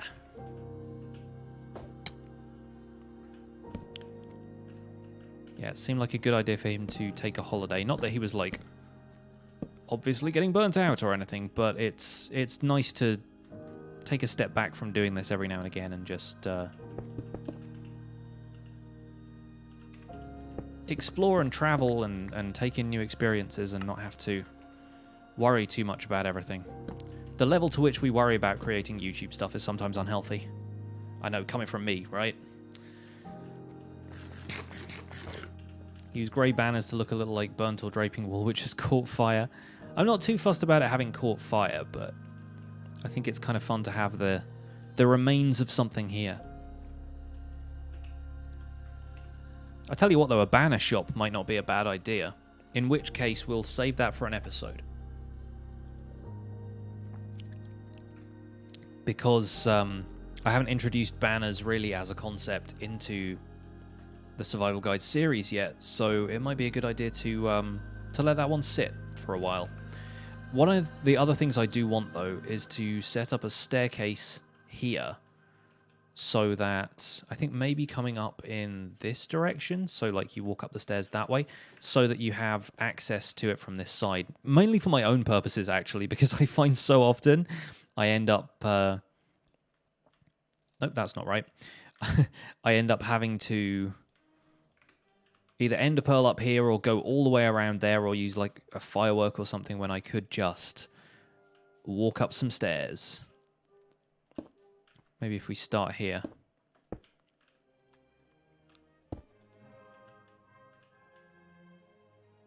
Oh, we've started Beethoven again.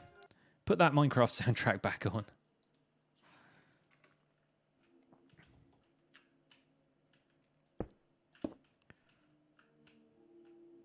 I think if anything, it's going to be like a 2 wide staircase. So like so. And then...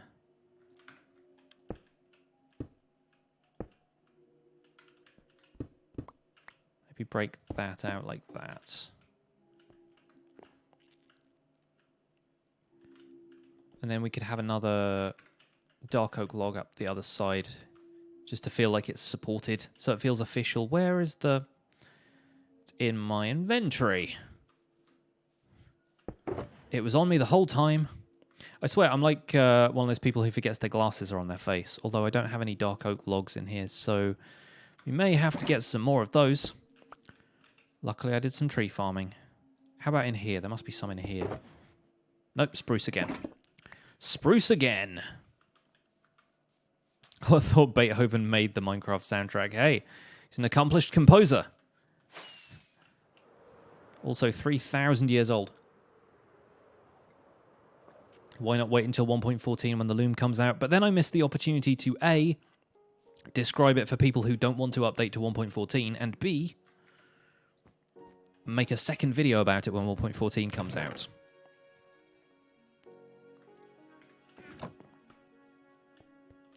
What inspired me to become a builder in Minecraft? I like building. I mean, I don't know if anything specifically inspired me to become a builder in Minecraft. I'm not that keen on games with a focus on live action combat. Like, I played a lot of RPGs before this where turn-based combat was kind of the deal. And I think I just prefer taking things at my own pace, and that means the combat in Minecraft, while obviously it's a little kind of... it's fairly straightforward and stuff, but it was never going to be the focus for me. I don't have an engineer's brain, so I'm not really like the kind of person to whom redstone and gadgets and stuff come naturally. So the only option really was building. Not that you have to pick a discipline when you're playing Minecraft, but, you know, it helps if you want to identify as something. I think it's okay to have this be sort of open. Like, not everything has to be like a perfectly terraced, walled off kind of thing. It's an informal stairwell, and I like it that way.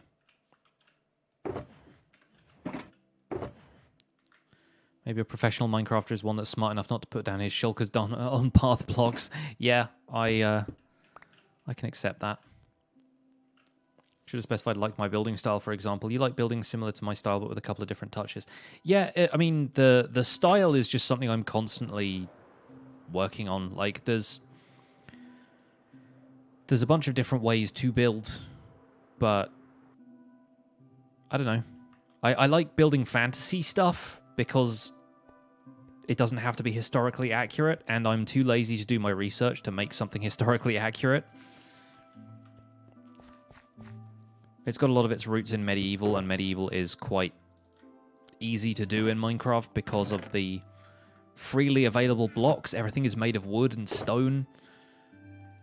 It all makes sense for that stuff to be what you use in Minecraft. It's a lot more difficult to build modern because you need to make a lot of concrete and work with those kind of materials. I mean, in survival, at least, it's difficult to build modern. Modern architecture is also a lot of curves and a lot of very smooth lines and things.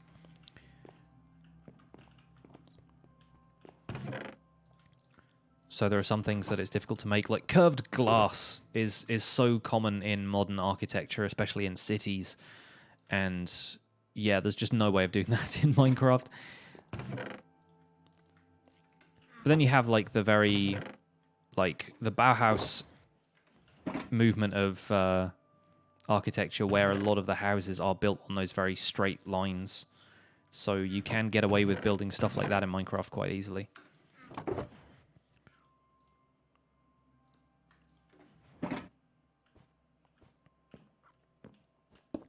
Previously in the live stream, I said I did the hardcore challenge of doing How Do You Get Here? How do we get here?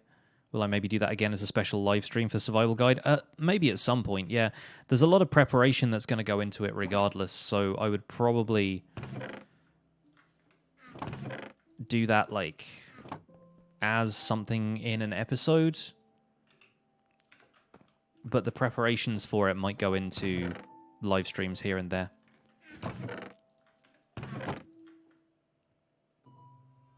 It'd be fun to attempt.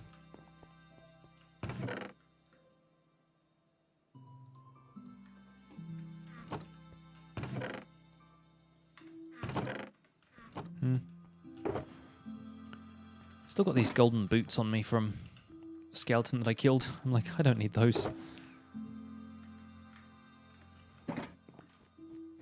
And I need somewhere up here. Let's put it in there. That's a stair, not a block. Place the bricks. Bricks and things bricks are made of. Rusok, Zane, or Zan Zane at You Scooter, and BB Wayne Scott. Thank you guys for the follows. I appreciate you checking out today's stream. If you guys are not familiar with me, my name is Pixel Riffs. I'm a Minecraft YouTuber and streamer. The world we are looking at right now is my world for my Minecraft Survival Guide series, which you can find on YouTube, and is a place where I attempt to do a tutorial-style Let's Play of Minecraft. Going through from the very beginning, explaining the progression of the game and what's possible to do after you've finished the quote-unquote objectives, which it turns out is quite a lot. We are very much in endgame right now with no end in sight, and that's how I like it, really.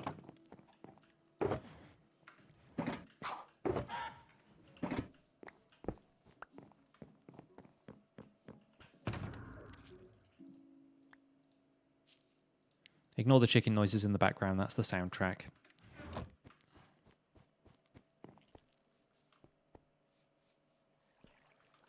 What about those barrel things over the ravine? They are weird technology. And again, it's something that I've just sort of made up and decided to go with. They're not necessarily like... Dang it.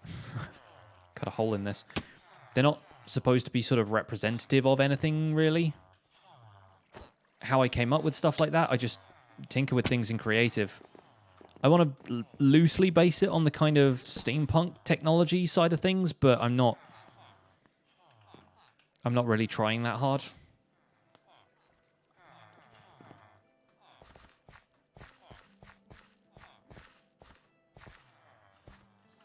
Hi.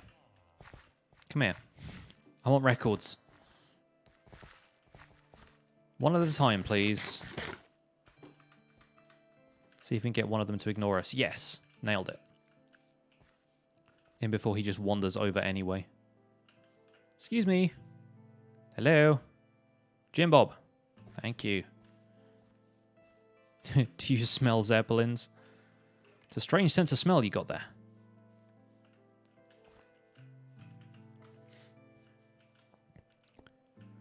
I'm not certain if I want to go Zeppelin with it, but airship, maybe. Keep an eye on that other creeper. He's out there in the reeds.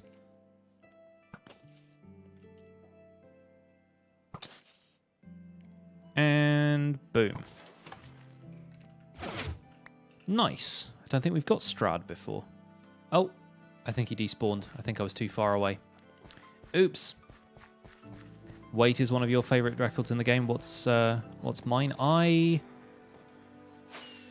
trying to think what they all are now. I quite like Weight. Weight is good. Style is really fun. The flute solo or recorder solo or whatever it is. Let's bust out the jukebox. Oh, we do have this one already. Nice. I really like Cat as well. Cat's just really bouncy and fun.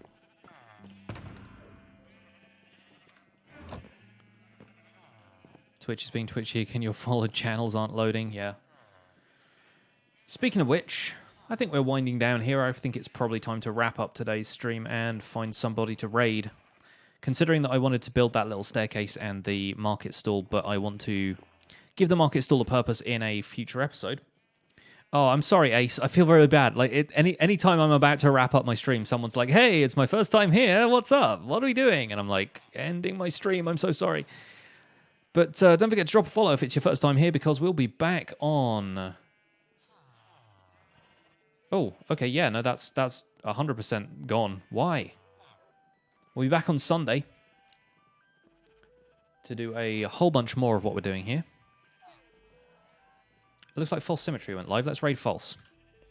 I'm basing this entirely on, like, the notification emails I've had. But, yeah, I think False is live right now. Let me check that quickly before we just pass you all off to a completely inactive channel. Nope, she's live. Okay, great. Let's raid Falsely.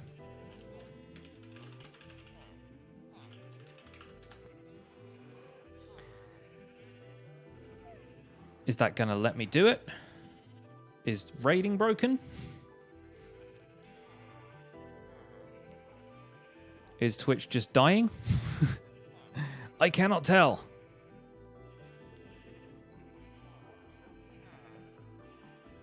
Yeah, I think some of the Twitch infrastructure may be temporarily a little bit dead. Because I'm typing in the raid command, and apparently I already have a raid in progress. I'm not seeing it here.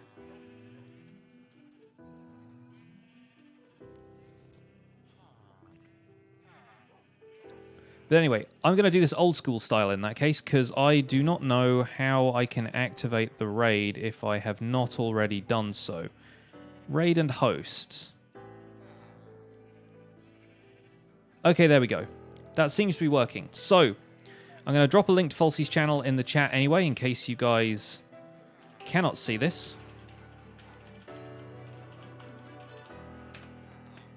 And we're going to go over there. Don't forget to use your Pixel Hype emotes and the hashtag PixelRaid to show some love over on False's channel. She's an excellent streamer, well known among the Hermitcraft community, and is currently playing some Minecraft. Looks like it's probably Hermitcraft as well. So go and check her out, and I will be back on Sunday with another stream. Take care, folks. Bye for now.